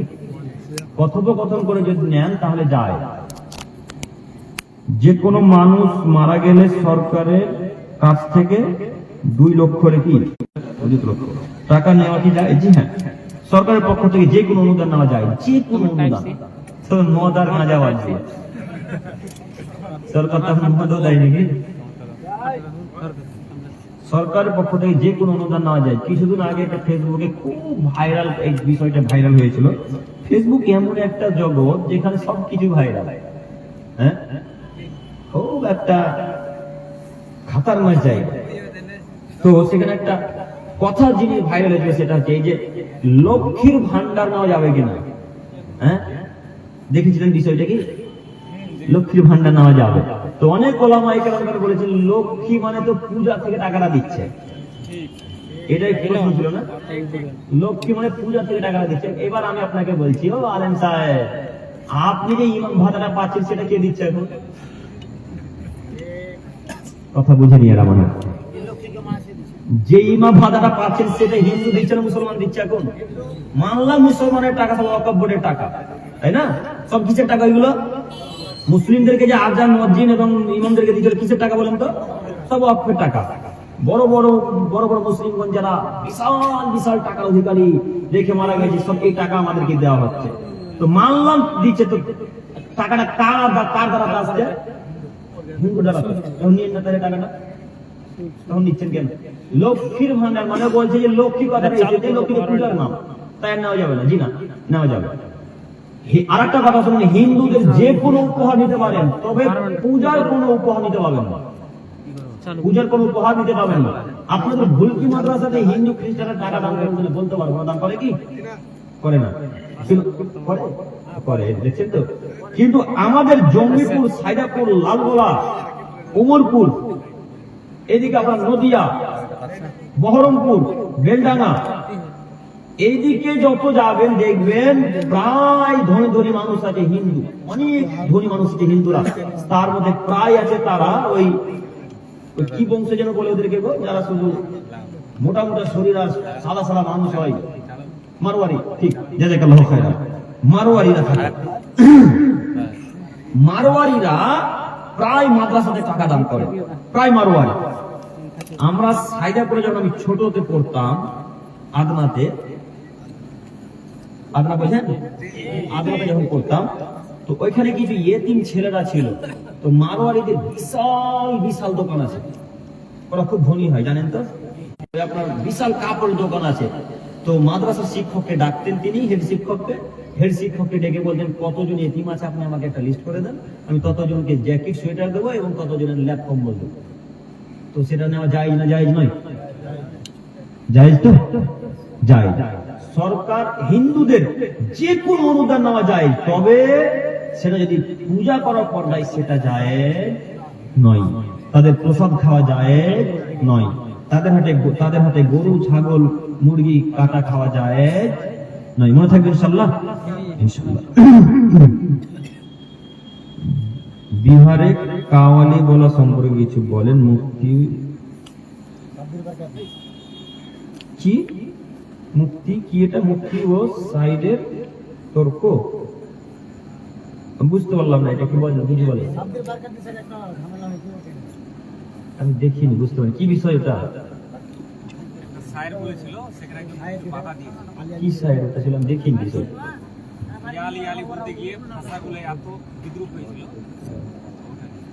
শুধু ইয়ালি ইয়ালিতে জিকির করতে পারবে না। ইয়া আলী মানে কি? হে আলী, হে আলী, হে আলী, এটা জিকির হলো? আর ইয়া আলী বলে জিকির করা যায়? শুধু আল্লাহ বলে জিকির করা যায় না, তো ইয়া আলী তো বহু দূরের কথা, তাই না? শুধু আল্লাহ বলে জিকির করা যায় না। আল্লাহ, ওই যে বাংলাদেশে দেখছেন আল্লাহ আল্লাহ আল্লাহ আল্লাহ, চেপে যায় না আল্লাহ আল্লাহ বলে। আর এক একজন তো হ্যাপু হ্যাপু কে কি যে বলে আমরা বুঝতে পারি না, তাই না? হ্যাঁ, আমি কোন হুজুরের নাম বলেছি কি? আমি কোনদিন দেখবেন আমার বক্তব্য সার্চ করে দেখবেন কোনদিন কোন মানুষের নাম নিয়ে বক্তব্য রাখি না, রাখবো না ইনশাআল্লাহ। এত নয় মানে হ্যাপু হ্যাপু ইয়া আল্লাহ আল্লাহ আল্লাহ আল্লাহ। আর একটা ফেসবুকে যে ভাইরাল হয়েছিল কথা, শুধু কি যেন বলছে যে আমার অল্পনা বয়সের বন্ধুরে না একেবারে খেপিয়ে দিয়েছে ফেসবুক কেউ, কি যে জিকির আমরা বুঝতে পারি না। শুধু যদি আল্লাহর জিকির না চলে তাহলে আলীর জিকির কিভাবে চলে? কেউ যদি জিকির করতে চায় তাহলে তাকে সম্পূর্ণ বাক্য বলতে হবে আল্লাহু আকবার। আরো একটা কথা বলি, শুধু লা ইলাহা লা ইলাহা লা ইলাহা এই জিকির চলবে না, সম্পূর্ণ জিকির বলতে হবে লা ইলাহা ইল্লাল্লাহ। সম্পূর্ণ জিকির বলতে হবে, আফজালু যিকরি লা ইলাহা ইল্লাল্লাহ। সবথেকে উত্তম জিকির কি? লা ইলাহা ইল্লাল্লাহ। সম্পূর্ণ জিকির বলতে হবে, তাহলে আপনাকে জিকির করা চলবে। এটা আপনার বক্তা বলছে বলো লা ইলাহা, বলো লা ইলাহা, বলো লা ইলাহা। এখন বক্তা যদি লা ইলাহা ইল্লাল্লাহ বলে এখন যদি মারা যায় মালাকুল মউত চলে আসে তো জান্নাত যাবে না জাহান্নামে যাবে? হ্যাঁ, জাহান্নামে যাবে। তাহলে কেন বক্তা সাহেব লা ইলাহা ইল্লাল্লাহ বলছে? সম্পূর্ণ জিকির করা লাগবে। কথা কি বুঝতে পারছেন? সম্পূর্ণ জিকির করা লাগবে, তাহলে জিকির করা যাবে। সম্মানিত মুরব্বী সাহেব, অনেকক্ষণ আলোচনা করলাম, লম্বা আলোচনা হয়ে গেল, মোটামুটি 2 ঘন্টা নাকি লম্বা আলোচনা হলো। কতটা কথা মাথায় রাখতে পারেন এখন আমিও জানি না, তারপরেও বলি হে আমার প্রতিপালক, তুমি আমাদের সকলকে যে মোতাবেক আমরা আলোচনা করলাম আমি সহ তুমি আমাদের সকলকে আমল করার তৌফিক দান করো। সকলে বলি আমিন। সম্মান আপনারা উঠবেন না, উঠবেন না। একটা প্রশ্ন কি, আপনার শর্ট ভিডিও দেখেছিলাম যে আগুনে সেক করা যাবে না, ওটা একটু বলেন। আগুনে সেক করা যাবে না, সেক দেওয়া মানে ও যদি ফুলে মলে যায় তাহলে ফুলে মলে গেলে দিতে পারে। ওই ছেক না, আগে ছেক দেওয়া হতো, রডকে পুড়িয়ে শরীরে ছেক দেওয়া হতো, ওটা এক প্রকার রসুন ছিল তখন। ছেক আর ছেক আলাদা, তাই না? অনেকটা পার্থক্য আছে। ছেক মানে লোহাকে পুড়িয়ে ঠেকে শরীরে তাহলে জ্বলে যাবে, শরীর মানে খালে ঢুকে যাবে। আর সেক মানে কত বাইক চালাতে চালাতে লেগে গেল, তখন গরম পানি দিয়ে সেক দিচ্ছেন, এটাকে সেক বলা হয়। আমরা ওই ভাষাতে বলি, আপনারা কি বলেন? ওটা যায়, ওটা না যায়, ওটা চলবে। তো সম্মানিত তিনি ভাই, আমি এখানে আর একটা আছে নাকি ফরজ গোসল, ফরজ গোসলের সম্বন্ধে একটু আলোচনা করেন। আচ্ছা, এটা একটা খুব গুরুত্বপূর্ণ কথা বললেন, আলহামদুলিল্লাহ। যে প্রশ্ন করেছেন জাযাকাল্লাহু খাইরান, আল্লাহ আপনাকে বারাকা দান করুক, ইলমে বরকত দান করুক, আল্লাহ আপনার টাকা পয়সা বরকত দেখ, সকলে বলে আমিন। এটা খুব গুরুত্বপূর্ণ বিষয়। অনেক আমার দিনী ভাইরা আছে যারা বিবাহ করেছে বা যারা বিবাহ করেনি, তারা প্রায় কিন্তু গোসল করার নিয়ম জানেন না, প্রায় মানুষ জানেন। অথচ দেখবেন ওই ছেলেটা এমএ পাস ছাত্র, যে ছেলেটা ফরজ গোসলের নিয়ম জানে সেটা কি পাস ছাত্র? এমএ পাস ছাত্র, বিএ পাস ছাত্র, তারপরে কিন্তু ফরজ গোসলের নিয়ম জানেন। তাই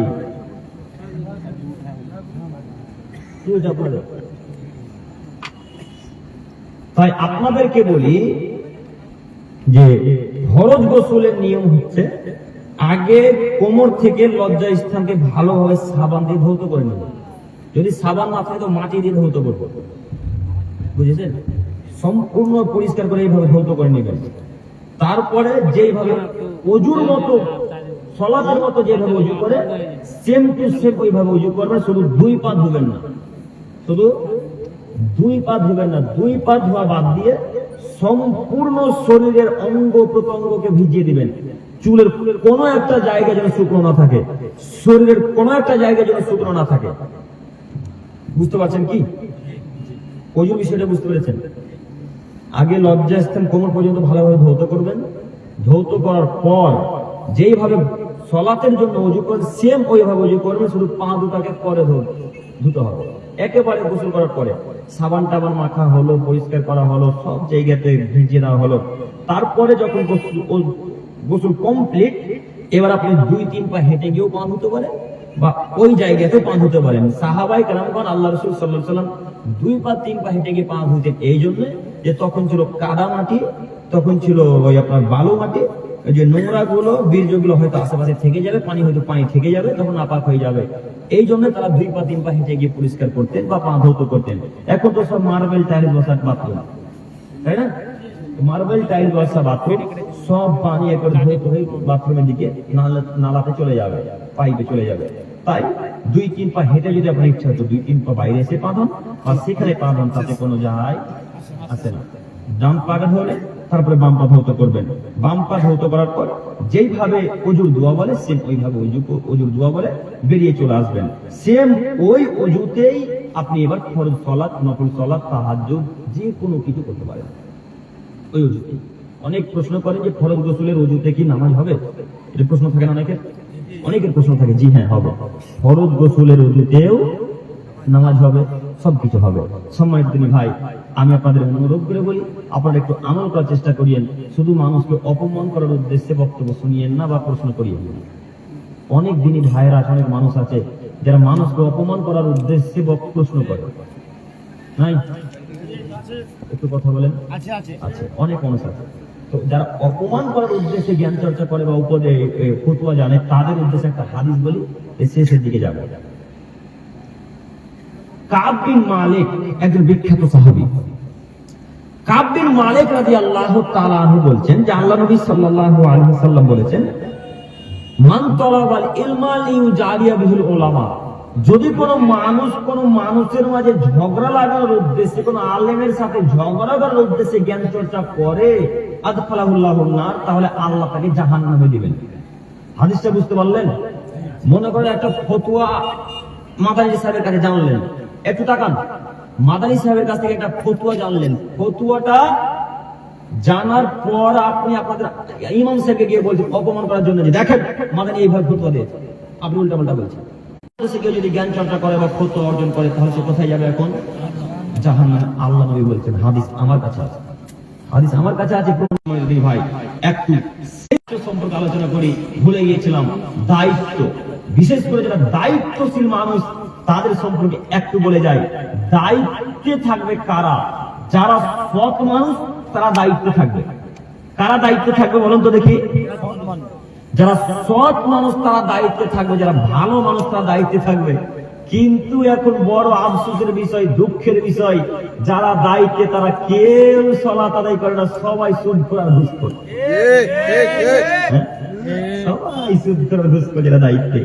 এই জন্য আল্লাহ নবী সাল্লাল্লাহু আলাইহি ওয়াসাল্লাম বলেছেন, লা তাকুমুস সাআত, কিয়ামত ততদিন পর্যন্ত হবে না, হাত্তা ইয়াকুন আসাদুন নাসিবি দুনিয়া লুকাইবিনা লুকাব, যতদিন পর্যন্ত অধমের সন্তান অধম, অযোগ্য ছেলে অযোগ্য, বেহায়ার ছেলে বেহায়া, নির্লজ্জ ছেলে নির্লজ্জ যতদিন পর্যন্ত সমাজে নেতৃত্ব না দিচ্ছে, ততদিন পর্যন্ত কিয়ামত হবে না।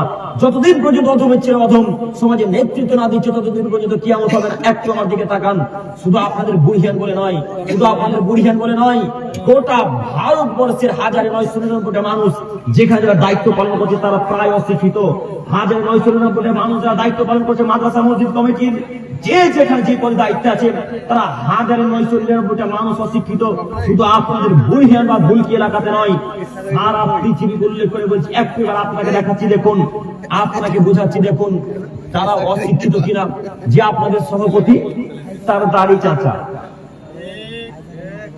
কথা মনে আব্দুল করিম ভুল বলে দিল। যে ক্যাশিয়ার, তার প্যান্টটা টাকুর নিচে, ওই নাকি ক্যাশিয়ার সাহেব। যে সর্দার সাহেব, তার কন্যা আর তার স্ত্রীকে ঢং ঢং ঢং ঢং করতে করতে মেলাতে এসেছে, আবার ঢং ঢং ঢং ঢং করতে করতে বাড়ি চলে গেছে, ওই নাকি সর্দার সাহেব। কথা মিলছে নাকি? হ্যাঁ, কথা মিলবে না মানে আব্দুল করিম সত্যই বলতে এসেছে, কথা মিলবে না মানে। যে ক্যাশিয়ার সাহেব সে জিন্দগিতে মসজিদে কটা জানালার কোন দিকে কটা গেট আছে তা জানেন, ওই নাকি ক্যাশিয়ার সাহেব।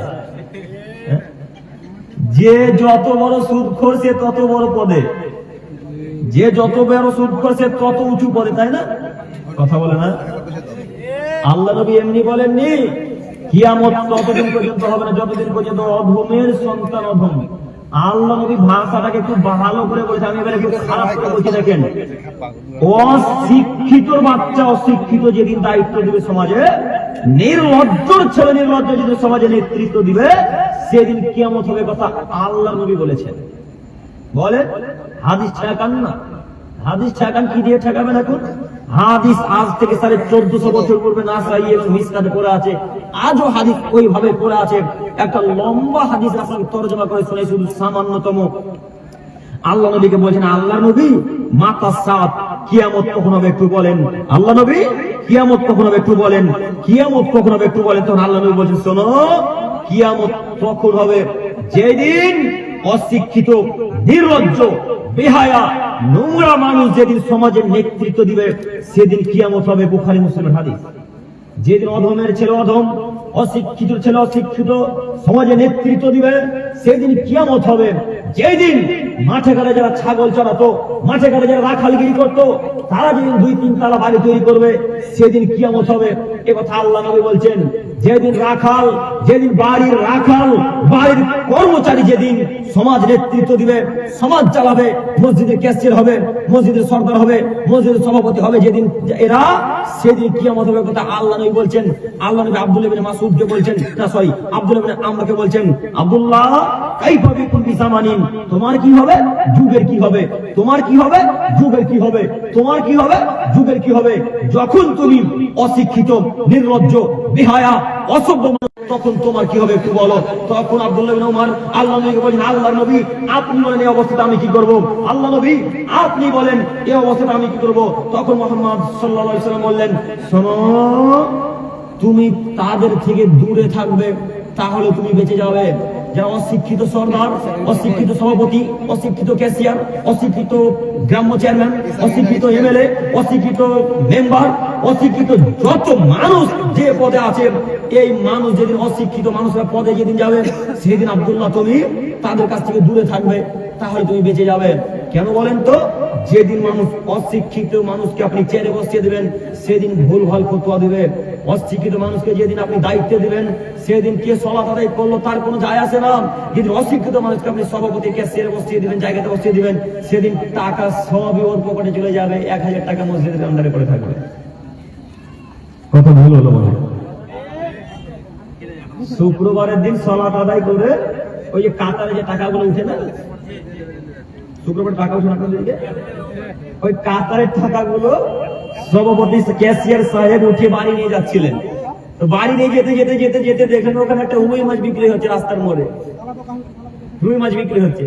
তো সভাপতি বলছে, আশেপাশে ডান দিক দেখলেন, বাম দিক, কেউ তো না, এই টাকা এখন কে দেখবে। ওই টাকা থেকে 1 কেজি রুই মাছ কিনে চলে গেল, ওই মসজিদের টাকা থেকে রুই মাছ কিনে চলে গেল। তো আচ্ছা, রুই মাছটা কিনলো কিসের জন্য বলেন তো দেখি? খাওয়ার জন্য তো কিনলো, কিন্তু অশিক্ষিত এই জন্য না কিনলো। যদি শিক্ষিত হতো তাহলে ওই টাকা দিয়ে কিনতো? কথা বুঝতে পারেননি? অশিক্ষিত বলে ও কিনে নিয়ে গেল, ওই নাকি সর্দার। এই জন্য আপনাকে আমি শতদিন বক্তব্যের মাঝে বলেছি, যার মুখে দাড়ি নেই সে কেন সর্দার গো? সে কেন সর্দার? সে কেন ক্যাশিয়ার? যার প্যান্ট টাকা নিচে, যার স্ত্রী ঢঙ্গম ঢঙ্গম করতে করতে বাজারে জিন্সের প্যান্ট পরে যায়, যার কোনে ঢঙ্গম ঢঙ্গম করতে করতে কলেজে যায়, সে তার বাপ, সেই মহিলার বাপ কোনদিন ক্যাশিয়ার হতে পারে? ও কি সমাজের উপকার করবে?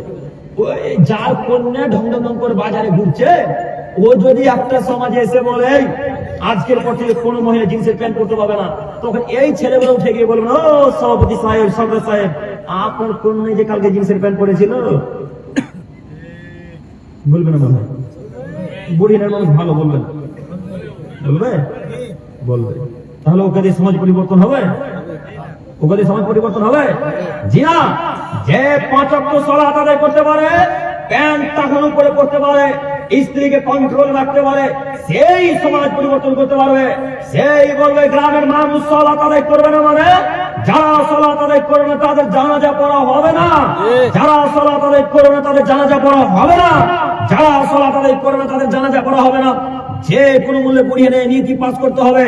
আমি আব্দুল করিম মিরানুল ইসলাম আজ পর্যন্ত কোনো বেনামাজি জানাজা যায়নি। আমি বেঁচে নেই, আমি সমাজে বসবাস করি না, আমি জঙ্গি করে থাকতে পারি না। কে তাড়িয়ে দিতে পারে সমাজ থেকে? কে গ্রাম থেকে তাড়িয়ে দিতে পারে? গ্রাম থেকে তাড়িয়ে দিলে তাতে কি আছে? আমি বেনামাজি জানাজা পড়াবো মানে? আপনি সরদার সাহেব, আপনি ক্যাশিয়ার সাহেব জোরালো কণ্ঠে জাতির সামনে বলতে হবে, যারা সালাত আদায় করে না তাদের জানাজায় উপস্থিত হব না, যারা সালাত আদায় করে না তাদের জানাজায় উপস্থিত হব না, যারা সালাত আদায় করে না তাদের জানাজে উপস্থিত হবো না। জোরালো কণ্ঠে এইভাবে যেদিন জাতির সামনে বক্তব্য রাখতে পারবেন সর্দার সাহেব, যেদিন জুমাতে বলতে পারবেন জুমা সালাত শেষ করে এইভাবে যারা সালাত আদায় করবে তাদের জানাজে আমাদের সমাজের কেউ যাবে না, কোন মুসল্লি, কোন ইমাম সাহেব, কোন ক্যাশিয়ার, কোন সভাপতি কেউ যাবে না। এই নীতি আইন যেদিন পাস করতে পারবেন সেই দিন সমাজের পরিবর্তন হবে ইনশাআল্লাহ। তার আগে সমাজ পরিবর্তন হবে না। সর্দার সাহেব আপনাকে বলি, এইখানে আপনাকে এই আইন পাস করতে হবে, আজকে এখানে এলান করতে হবে যে এই নীতি বাতিল করতে হবে। এই সালাত যারা আদায় করে তাদের নামাজে কেউ যে সালাতের জানাজা অর্থাৎ জানাজা সালাতে কেউ উপস্থিত হবে না, এইভাবে যে বন্ধ করতে পারবে সেই সরকারের দায়িত্বে থাকতে পারবে, তার আগে কেউ সরকারের দায়িত্বে থাকতে পারবে না। একটু আপনি হয়তো বলবেন আব্দুল করিম ভাই, এরকম সমাজ কি আছে আমাদের ভারতবর্ষে? প্রশ্ন আছে নাম ধরে, এরকম সমাজ কি ভারতবর্ষে আছে? জি হ্যাঁ, অবশ্যই আছে। আপনারা সকলেই চেনেন আব্দুল্লাহ সালাফি, নাম শুনেছেন? আব্দুল সালাফি চেনেন? দেখেছেন না?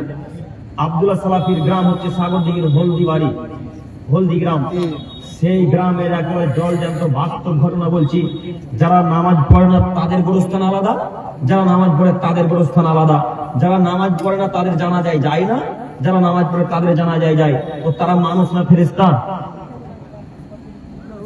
মানুষ। আমি আব্দুল করিম বিন আমিনুল ইসলাম বেনামাজি জানাজাতে যাই না, তো আমি মানুষ না ফেরেশতা? মানুষ। তো আমাদের ওদের হয়, আপনাদের হয় না?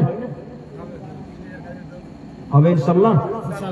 ইনশাআল্লাহ নীতি পরিবর্তন করেন, পরিবর্তন হবে। পরিবর্তন মানুষই করতে পারে, পরিবর্তন মানুষই হতে পারে, গরু ছাগল পরিবর্তন হতে পারে না। একটা গরুকে ধানের আলে চড়াতে নিয়ে যাবেন, ও ধান খাবে, ওকে বলে এই, ধান খেতে হয় না, একটু এদিক ওদিক আপনার দিকে তাকাবে, আবার ধানে মুখ দেবে, যাই না? কথা মিলছে কি আমার? কথা মিলছে? আমরা গ্রামের মানুষ গো, সব